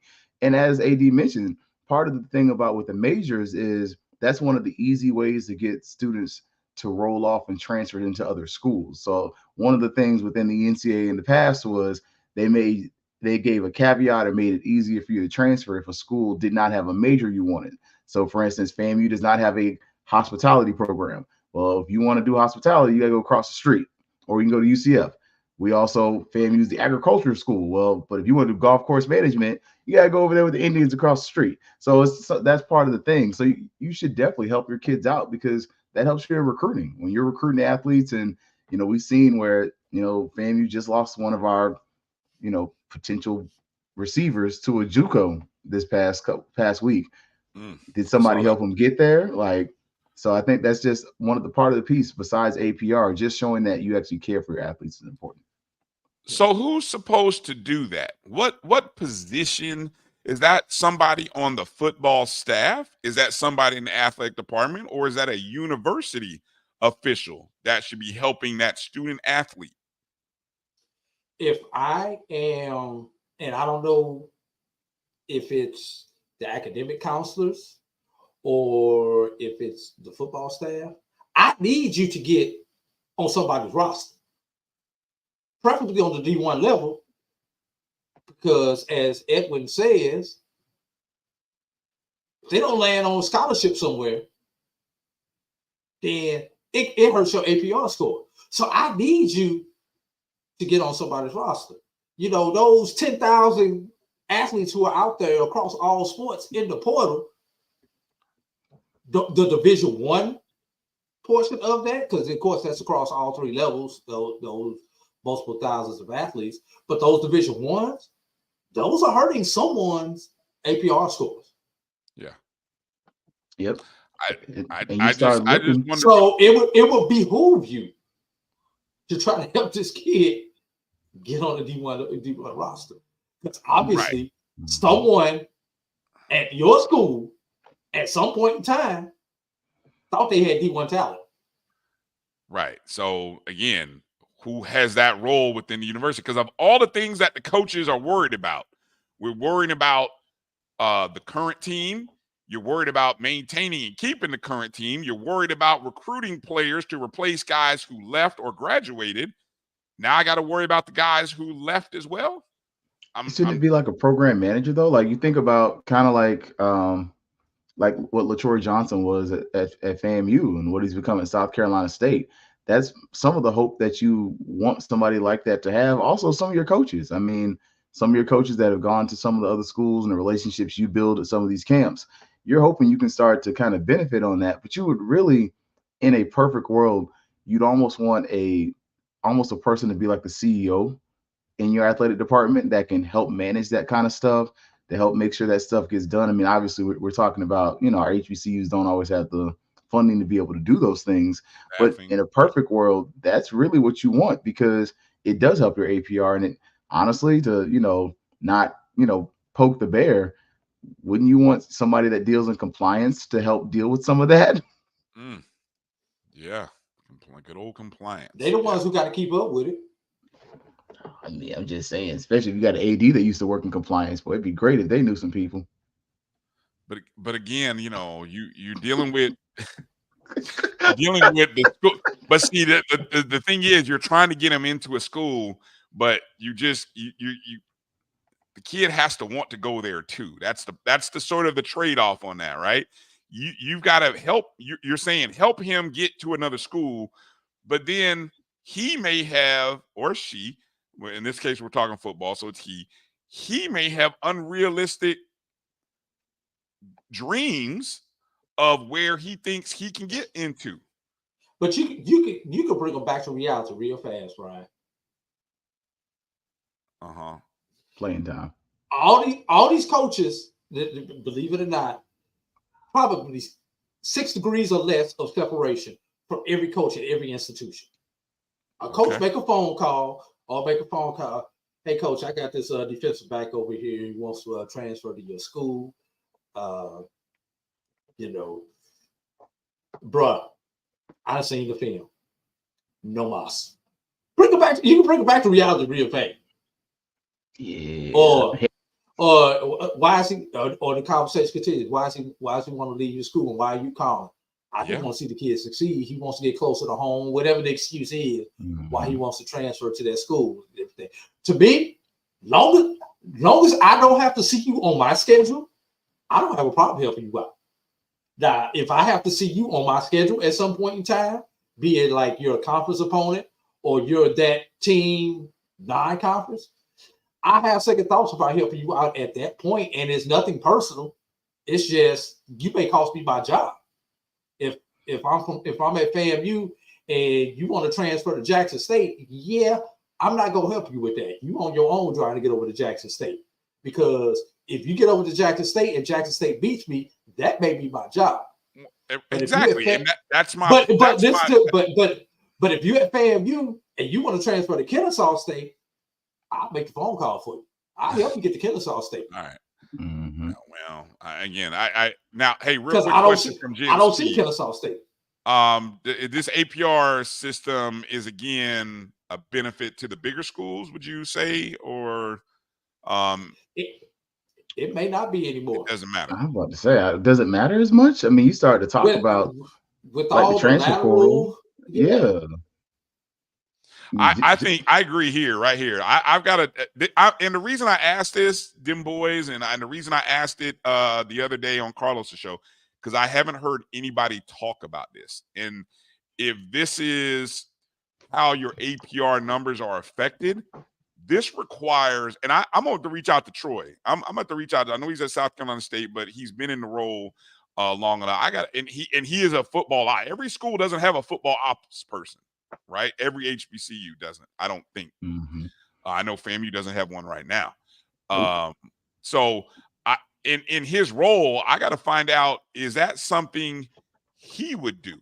And I think it's a great conversation to have, and maybe over the course of the week, using our contacts that all of us have.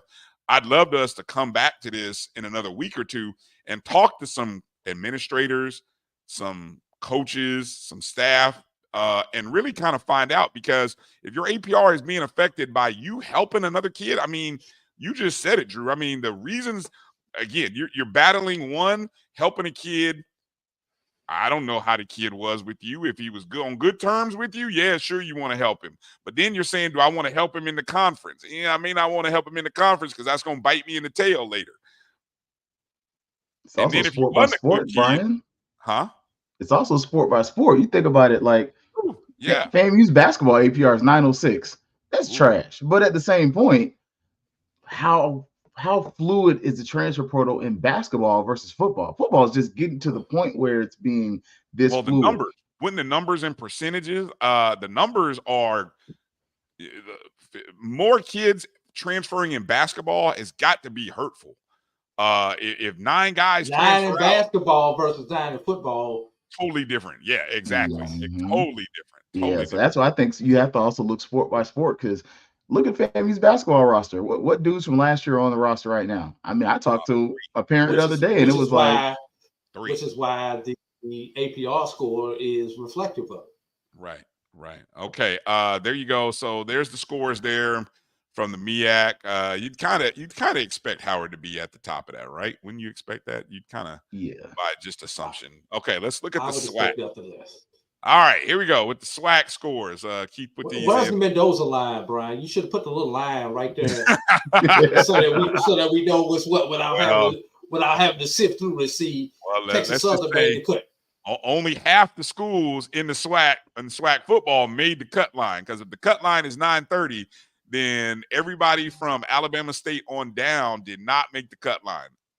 But Brian, I think you need to point out that these are multi-year APR scores that you have on the screen, and not necessarily reflective of what the school did last year. For instance, you have Florida A&M with at 906, which is a multi-year score, but they scored a 951 their previous year.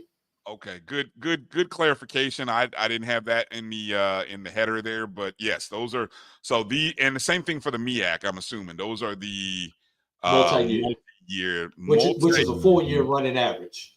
4-year running average. So obviously you can see over a 4-year period, from Alabama State, UAPB, Valley, FAMU, Alabama A&M, and Bethune all falling below that number. And again, when you've had a couple of bad years, it's going to take a couple of 950s and pluses to get you back up. So yes, Florida A&M, for example, had a 950.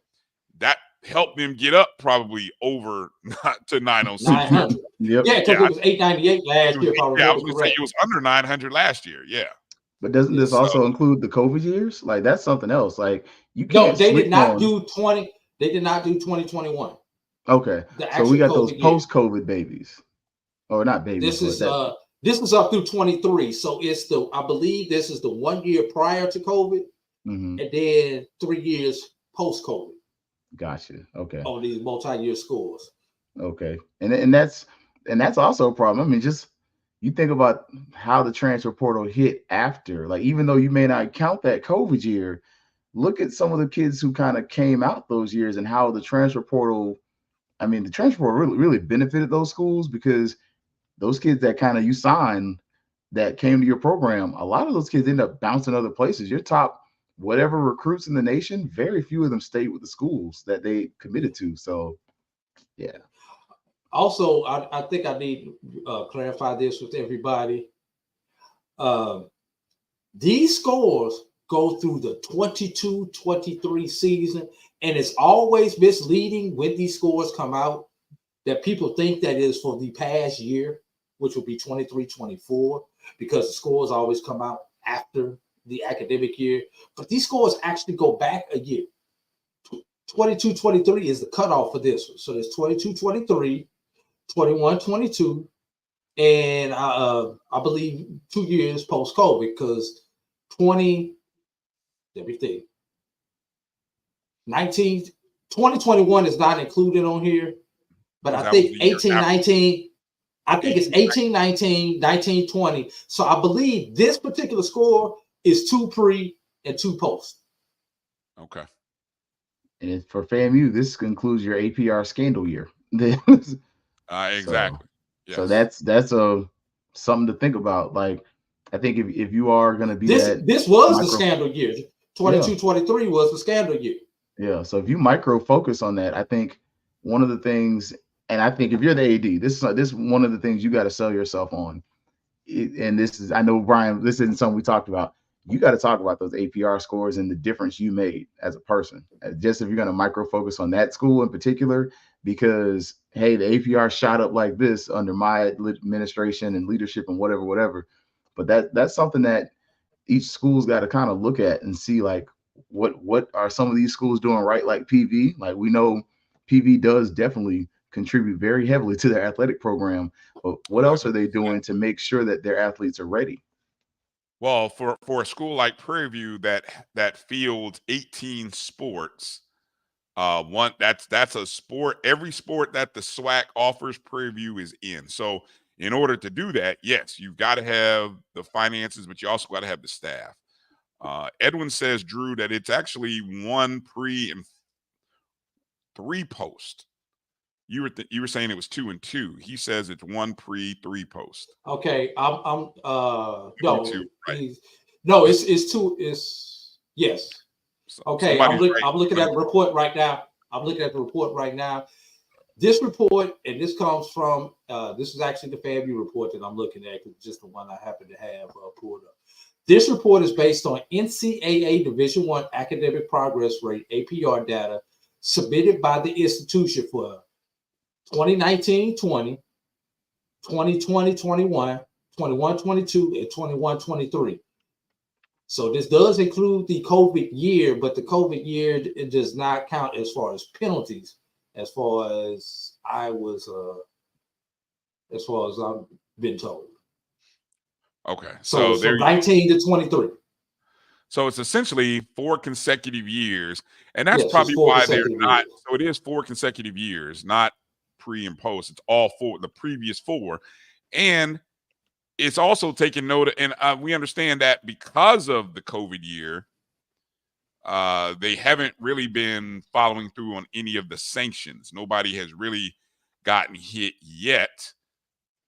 Personally, again, this is my personal opinion. I think with all of the influx of other stuff happening in the NCAA, I don't think they're going to hit anybody with any sanctions this year. I think they will change the system entirely, really. But I agree. I mean, when you have really 2 conferences that are pretty much really all but throwing middle fingers at the NCAA and saying, you do whatever the heck you want. We're about to do this, and we're going to make a whole buttload of money. I think at a certain point, they got to figure out a way to salvage this because, I mean, like full disclosure, the SEC and the Big Ten are doing what they're going to do, and we're seeing it, and the expansion is happening. Like, we can play around and kind of duck our heads in the sand and act like we don't see it, but we all see what's going on. I mean, those people across the street are literally saying, all right, we don't have about $500 million yet, but you give us a few years and we'll have a couple $100 million and we'll leave your conference. Matter of fact, you have schools that are in their conference that are like, oh, you know what? We don't need any TV money. We just want to be in the party. Like, you're looking at like SMU and these schools who literally like, we'll take a few years not getting any money just to be in the ACC. Like, this is not built to last the way the NCAA is currently set up. If we're looking at it from, a good distance away, it's not going to last long if it keeps going in this trajectory. Right. And again, Brian, just can you put the can I do what? I was asking, can you put the graphic back up? Go back to the SWAC. What was the first one you did? The MEAC graphic. Yeah, the first one was the MEAC. That's the SWAC. I was just going to clarify for Edwin that I'm looking at the same report that AD has, Edwin, and it's the last 4 years. So I know you're thinking 1 pre, 4 post. Yes, that's incorrect. It is the past 4 consecutive years. So there's 1 pre, the COVID year, and 2 post. No, Drew. 2019, the COVID, the pandemic happened in 2020. Yes. So it's 1 pre. 1920 is the pre. The 1920 is the pre year. Okay. 2021 is the COVID year. Is it? Yes, 2020, 2021, because that's the year that everybody basically is getting back from athletic competition. The 2020-21 year. So the 1 pre year is 1920. Okay. All right. But what I was going to get to, think of it before you go ahead, Drew. When you look at I'm looking at the average. The national average for football for all Division I is 9.62. Let's stop right there. We have no one in the SWAC hit the national average of 9.62, and I believe Howard did in the MEAC. If you go back to the Howard graphic, yes, 9.62 is the average. Howard had 9.64. So Howard is the only team that was above average. But for a private institution, 972 is the average. So Howard is a private university, right? Mm-hmm. Correct. That it is. So they would not have made the threshold then for private. Right. And since we are FCS, everybody's FCS, 957 is the football average for FCS. So that's probably the number we need to look at is 957. Okay. For FCS So schools. I guess Howard, yes, they make it. No, they don't make it. I don't even know how to. 957. They make it. They make it as an FCS. And Prairie View makes it as an FCS. Kurt's in at 958. Yes. Sorry, I was laughing at EA.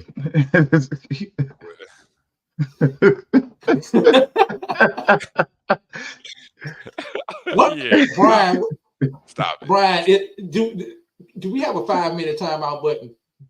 I need to put EA in the 5-minute timeout.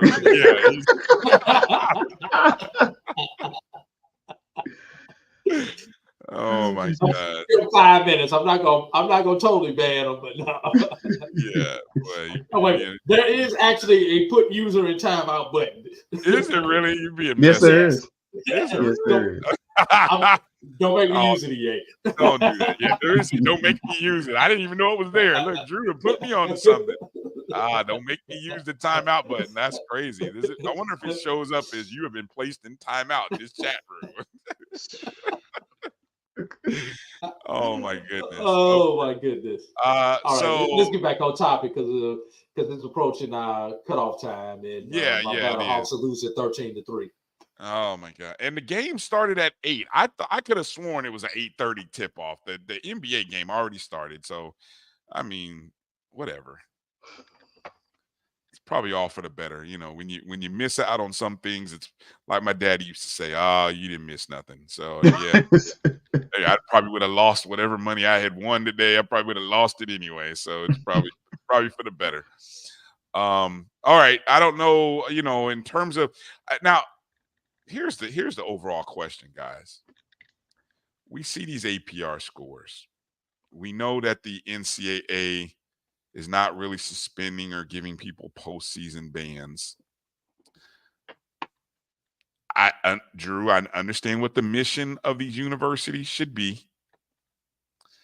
But at the end of the day, we're talking football. We're talking basketball. We're talking athletics. Why should the average fan care?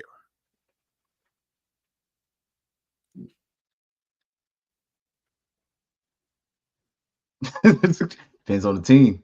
Is it your alma mater? I mean, it's a realistic question. I mean, I think because there's a difference between should the fan care? The difference between being eligible, because you want your guys to be eligible academically because it is a university, but at the same time, them meeting these AP, and again, I can't wait to do some more research and find out about once you leave, because I'm like, once you leave, you leave. I mean, it's like, I'm sorry, you become another school's problem.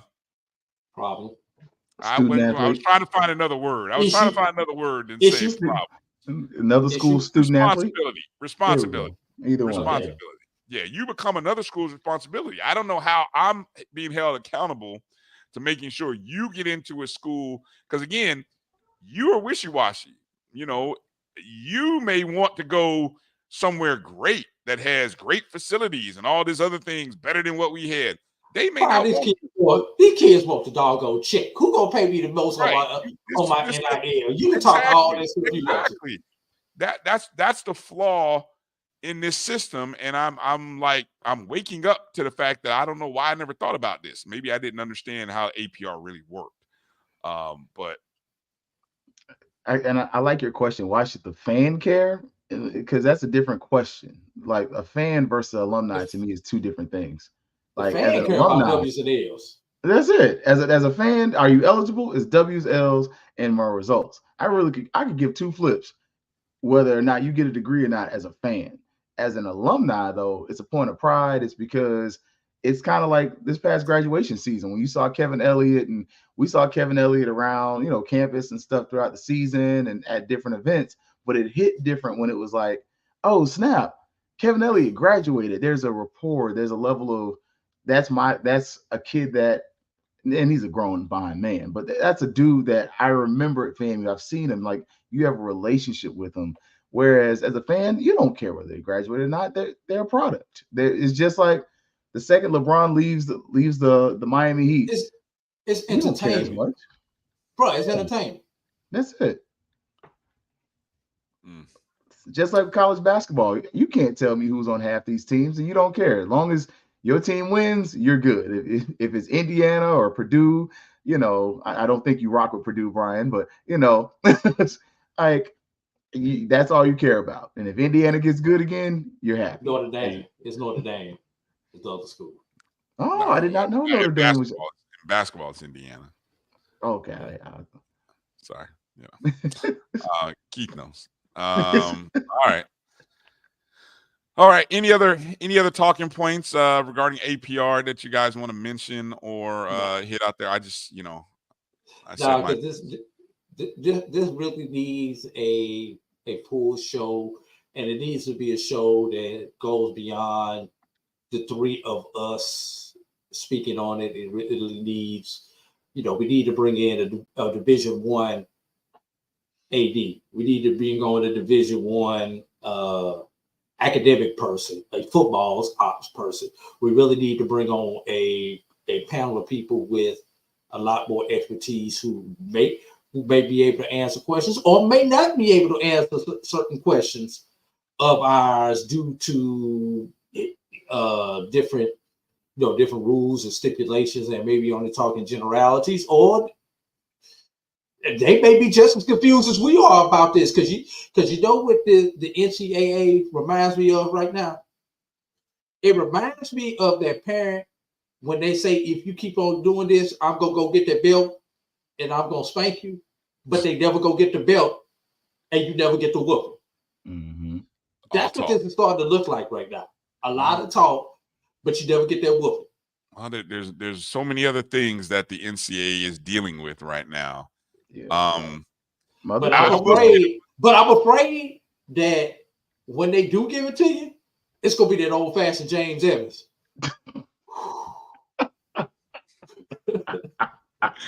I will say one thing. I heard FAMU's AD Tiffany Dawn Sykes speak about what the plan that was put in place to help FAMU's football team improve their APR numbers. That's one of the first times I've heard an athletic administrator go into detail. And I think if we were to do a show, I'd want to know, I'd want someone to speak in those specifics, like how and what was done and the strategic metrics that were put in place, tangible or intangible, so that this could be improved. You know what I'm saying? So yeah, that's what we're looking for. Or better yet, the other thing is, and this would be an interesting thing, and to see how many of our coaches have contract incentives that give them a bonus. Like I know a certain school across the street, I believe Mr. Norvell got a bonus if the kids hit a certain APR threshold. And you best believe those narcissists hit that APR threshold, even in speaking to the transfer portal. One of the things, especially with that extra COVID year, them dudes that are transferring out, a lot of them got degrees. Like, it's not just that they're transferring out and they're just leaving. You started to notice, and FAMU's got quite a few of them as well. A lot of these schools, these kids that are leaving the portal, they're degreeing out, and all these folks ain't leaving without honors. Like, you seeing a whole lot of honors athlete and stuff. But see, once they get that degree, then what they do post that does not affect your APR. You got your max that you can get out of that person as far as APR. Them going somewhere as a grand transfer, once they have that degree, that's neither here nor there. And doesn't that degree help your APR though? Yes, that's what I'm saying. Once they get that degree, that's kind of when they hit that degree. That's it. That's it as far as you tracking them with APR. The fact that they have another year or 2 years of eligibility is bonus for them. But as far as you and your APR, once they hit that degree, that's it. That's all that you're tracking at that point.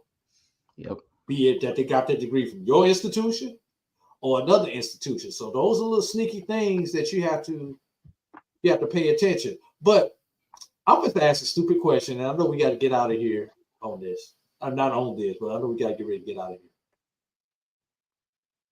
Why are we giving out bonuses for hitting APR when you have to hit APR in order to have your program eligible? Why am I paying you for doing your damn job? Why am I paying you extra? My job, you're supposed to do. If I'm a coach, my job is to coach these kids on the field and get W's. But the only way you can have those kids on the field is if you hit your APR. They're university. What's the first if you have eligible kids, student athlete. They're what first? They're what first? Student. They're what first? First. Student. That's the university's job, not mine. I'll come back with this. There's a certain linebacker coach across the street. He had great students, but he wasn't winning at that other orange and green school that he actually went to school at. They fired him. And that brother is now the linebacker coach at the rival school. Nobody cared how much he was graduating players. He wasn't getting W's and L's. And now Mr. Shannon is a linebacker coach at Florida State. I was going to say, call names here because, hell, Randy Shannon. You know me. I throw rocks. I throw rocks. And then stand up and say, I did it. Randy Shannon. Which once again, why am I giving you a bonus for doing what you're supposed to do? If they ain't graduating, which goes back to that fan, so what? You ain't gonna have a doggone job anyway if you're not getting W's and L's. And we don't. Them people writing them checks don't care about graduation rates. Nope. I disagree 100%, them boys. Coaches cannot dictate whether you graduate or not. I am a student athlete.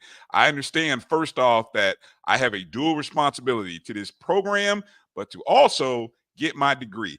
And that may not be pretty.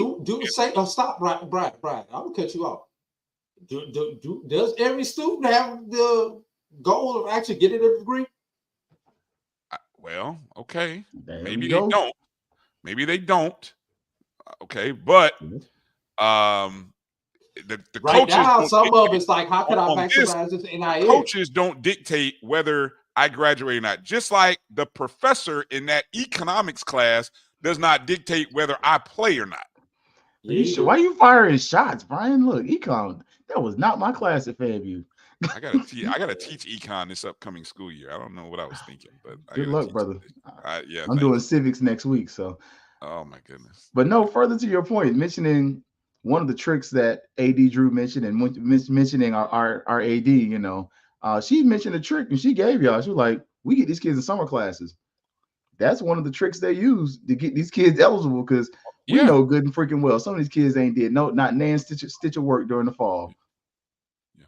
And if I'm not mistaken, to this question as well, or statement by Denver, the NCAA has mandatory hours. Mm-hmm. There are hours to prevent a coach from consuming all of your time. Now, yes, I know. That is a wink, wink, nod, but still, there are rules to that. And if I were a student athlete, and if I had a coach that was holding me accountable for more than the 20 mandated hours, I think it's 20. I don't know if it's gone up. It's 20. But you know what don't count in that, Brian? If I need treatment. Treatment ain't part of that 20 hours. All right. Well, certain weightlifting sessions are not part of that 20 hours. Certain optional film studies are not part of that 20 hours. Study hall is not part of that 20 hours. I don't know. Edwin says study hall is included in those hours. I'll say this. Right.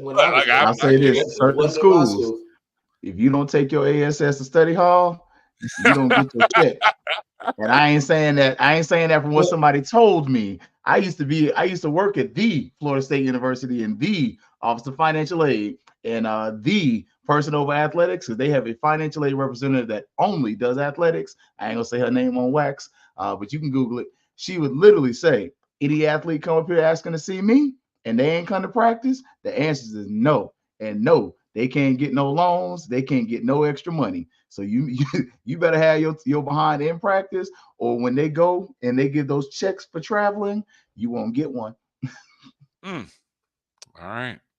Well, look, there are consequences to every action. So, you basically every action does an equal and opposite reaction. Exactly.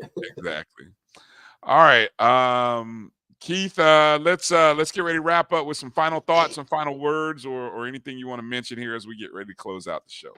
Man, final thoughts, final words, man. Especially, it's definitely gonna be on FAMU's perspective. Look, get ready. I also do help out with the National Alumni Association. So the Be Out Day is gonna be in Jacksonville, I believe, July 27th. So if you're gonna be in that area, they got I believe DJ Loose Kid is supposed to be up there. So get ready for Be Out Day. Some fun times. Also, much like y'all getting ready to look for the falls, trying to let the transfer portal kind of cool down before we start looking at our football projections and just seeing, who's who and who's going to be the team to give FAMU a scare. Right now, I think Alabama State is probably the consensus favorite, maybe them in Jackson State right now. Otherwise, it's going to be interesting to see football-wise what it's going to be.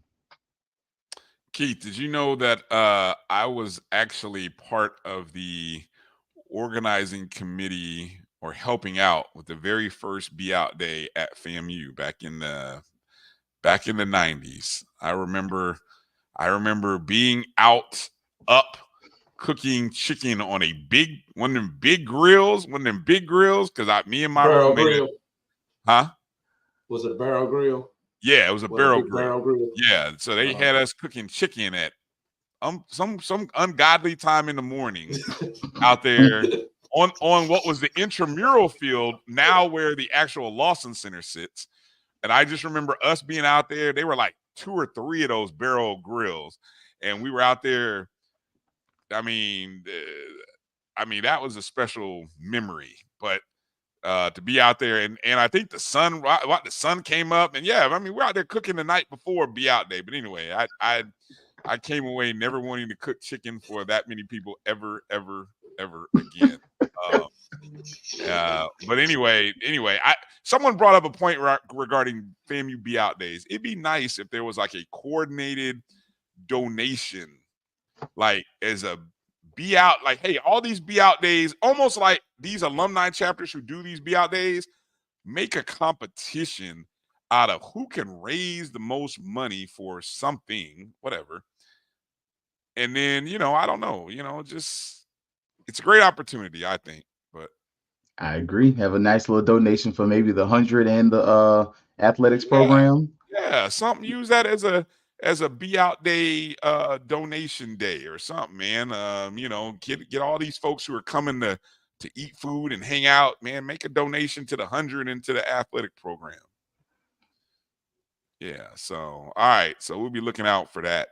Or better yet, Keith, how about if they all did Be Out Day in their different cities on the same day? That would be dope. Now, I don't know how you can coordinate that, but that would really be dope. That'd be fun. That would have to be done through National. National don't want to do that. They don't want no part of that. No, just throw the date out. National set the date. They don't want no part. What I just say, they don't want no part of that. Let y'all. I'll talk to my guy. I'll see what we can do. All right, let's throw ideas at the wall. I know you know people. I know people, man. We shake trees. We shake trees in the Florida region. I love it. Well, at least in the state. Get the state first. Get the state first. Get everybody in the state to do it. They got Be Out Day in California. I said let's get the state of Florida right first, and then Atlanta. Yeah, it's gonna be fun. Out there. Yeah, it's fun. So, okay, Drew, what do you got? I'm gonna end the show on a somber note. I was telling Brian this when we pre-showing today, Keith.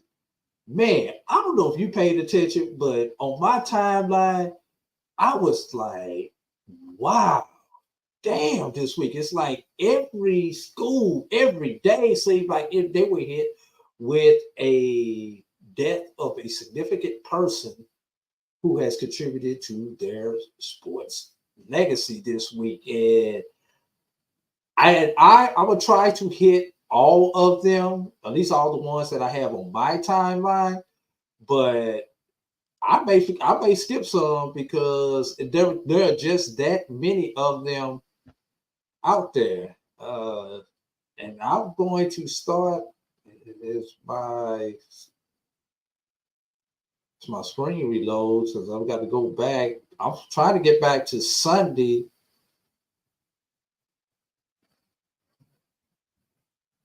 You go through your Twitter feed, right?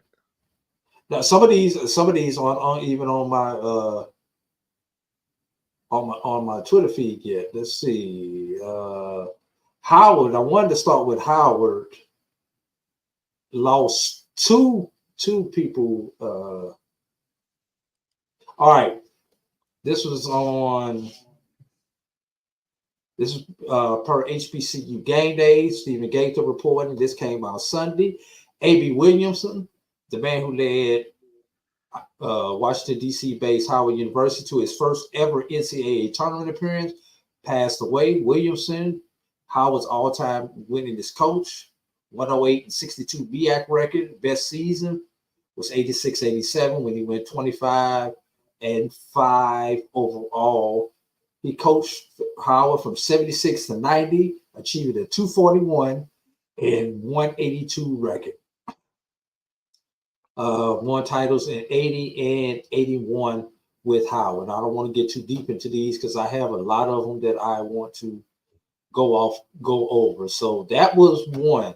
Then, of course, we know about there was one at Florida A&M University. If either one of you guys want to get into that one while I keep going on down the line.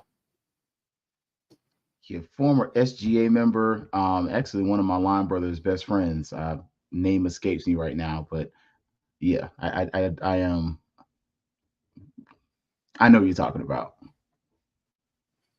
All right. Wait a minute. So you're referring to somebody different other than Mr. Eddie Jackson? Eddie Jackson. No, Eddie Jackson. Oh, yes. Okay. Yeah, I was trying to. I was saying if y'all get into the FAMU, if y'all get into go into FAMU with Eddie Jackson, well, I can pull up the next one. Oh yeah, Eddie Jackson. I think the services are tomorrow, if I remember correctly, at the Old West Center.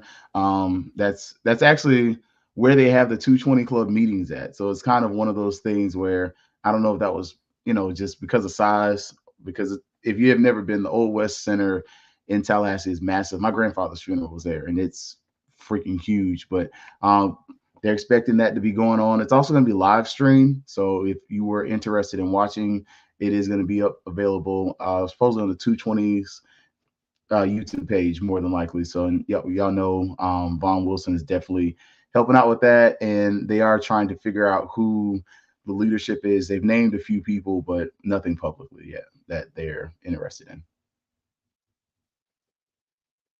All right. Who's next, Drew? Douglas T. Porter, former head football coach and administrator, passed away June 5th, 2024 at 94. And native of Memphis, Tennessee, Porter served as a quarterback at Xavier University of Louisiana in New Orleans. After serving in the military, where he reached the rank of lieutenant, he spent his entire career in HBCU athletics. He was athletic director at Valley, and he served. He was athletic director at Valley, Howard, and before winding up at Fort Valley as a coach. So he spanned over 3 different institutions. So that's another It's another HBCU legend that we lost this week. I'm trying to scroll through these pages right quick. And getting back now, I'm on my Twitter timeline. Let's see, Doug Porter. Also, is that who I just said? You just mentioned Doug Porter. Mm-hmm. All right, Doug Porter. Okay, I just mentioned him. Yeah, this is him twice on my timeline. There was another one at Howard that I saw.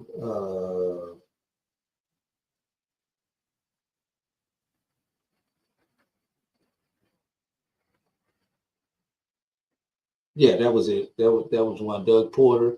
So just multiple passings this week of a lot of prominent people at our HBCU. So I just thought it'd be appropriate that we end the show with a moment of silence for those people who have passed on and the impact that these people made upon our HBCUs. So if you would, everybody pause for a moment of silence.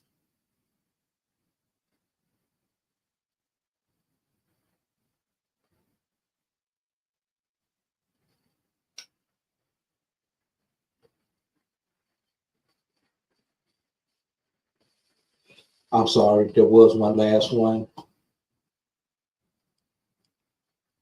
And this one is not athletic related, but Bethune also lost Miss Magnolia Bradley Jackson, passed away. Born in 1918. Miss Jackson had a distinguished career as a teacher and principal, and was the university's oldest living alumni at 106 years old.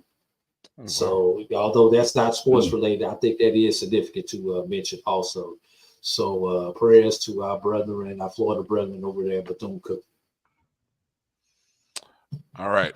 Well said. Well said. Thank you, AD. All right. I want to remind everybody, go check out the Fangs Up podcast. Find Keith on Twitter, on X at FQFAMU or at Fangs Up is where you can find them. Also on Instagram at Fangs Up. And then check out the podcast and the show on YouTube, Fangs Up Podcast. Keith's next show, usually Thursday night. Keith normally does the Thursday night and Sunday night thing.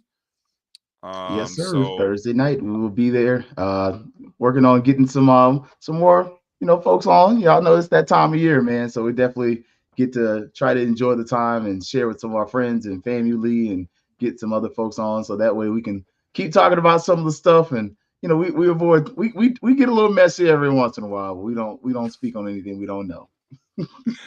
Right. I saw you had a couple of guests on last week. I'm like, oh, Keith stepping it up. Yeah, got some guests coming on the shows. Yeah, get some of my NAA guys up there. We trying to get some stuff going. Good stuff. Good stuff. We gotta empower. We gotta rally the troops. Got a lot of funds to raise. A lot of money. To raise. a lot of things to. Anyway, okay. So make sure to check out Keith there. As you obviously, you guys have been supporting the Black College Sports Network on X, Instagram, and on Facebook. You can also find the SportsWrap also on YouTube, and you can find us on Facebook.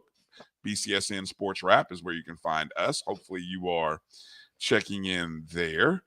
And hey, hit the thumbs up and the like button. Do that for us wherever you're watching. We say hello if you're on Instagram, if you're on X. Make sure you're following that feed. You probably are. Share the show, share the stream with a friend. That's how you can support. I mean, you can always show your support by joining the JBN YouTube page here.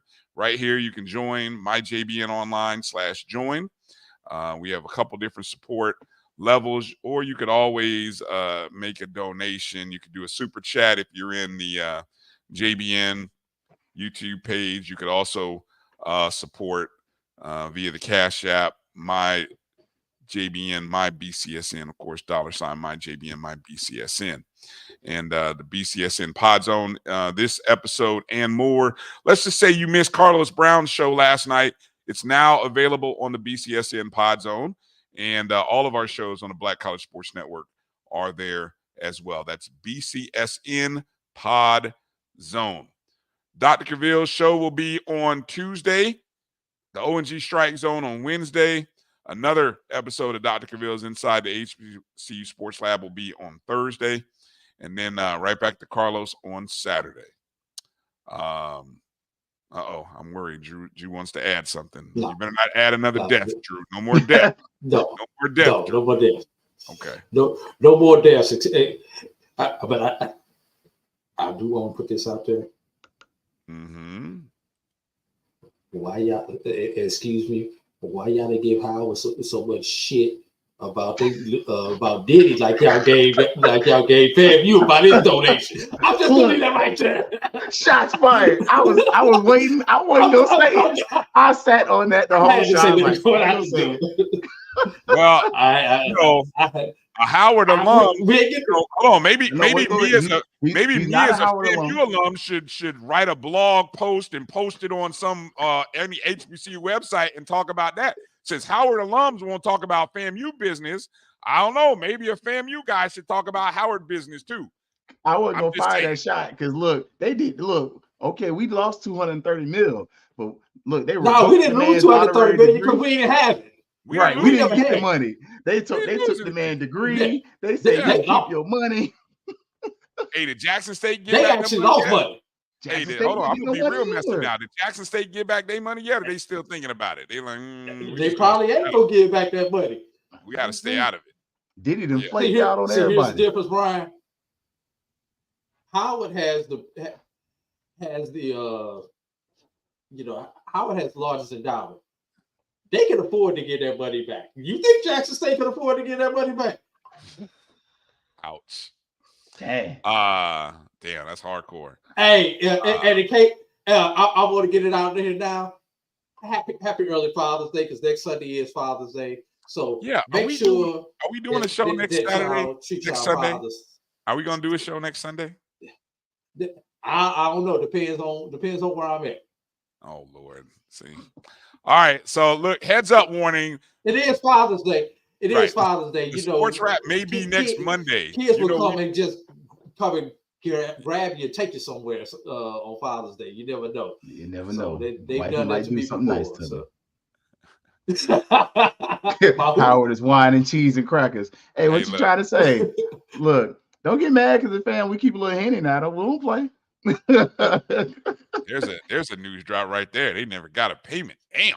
All right. Well, hey, there you go. That's hard. Oh, you didn't see that, Brian? Wow. No, I didn't know that. That's why I said he could keep the money. He didn't have to get wait a minute. So we should wait a minute. So we should talk about them about as much as they talked about us because we never got the money either. Look. It's like wait a minute. Do I see pot calling kettle black out here? I'm gonna quote my co-host Kelvin. We don't punch down. So I'm not gonna punch down on them. I'm sorry. We don't get in the mess on this show, so let's not. We just gonna stay on top of the highest of 7 hills. I'm not gonna punch down, and we just gonna leave it at that. So, but that was a great shot, Drew. I am glad you brought that up, boy. Did they vet him too? All right, let's get out of here. Get out of here. Woo! All right.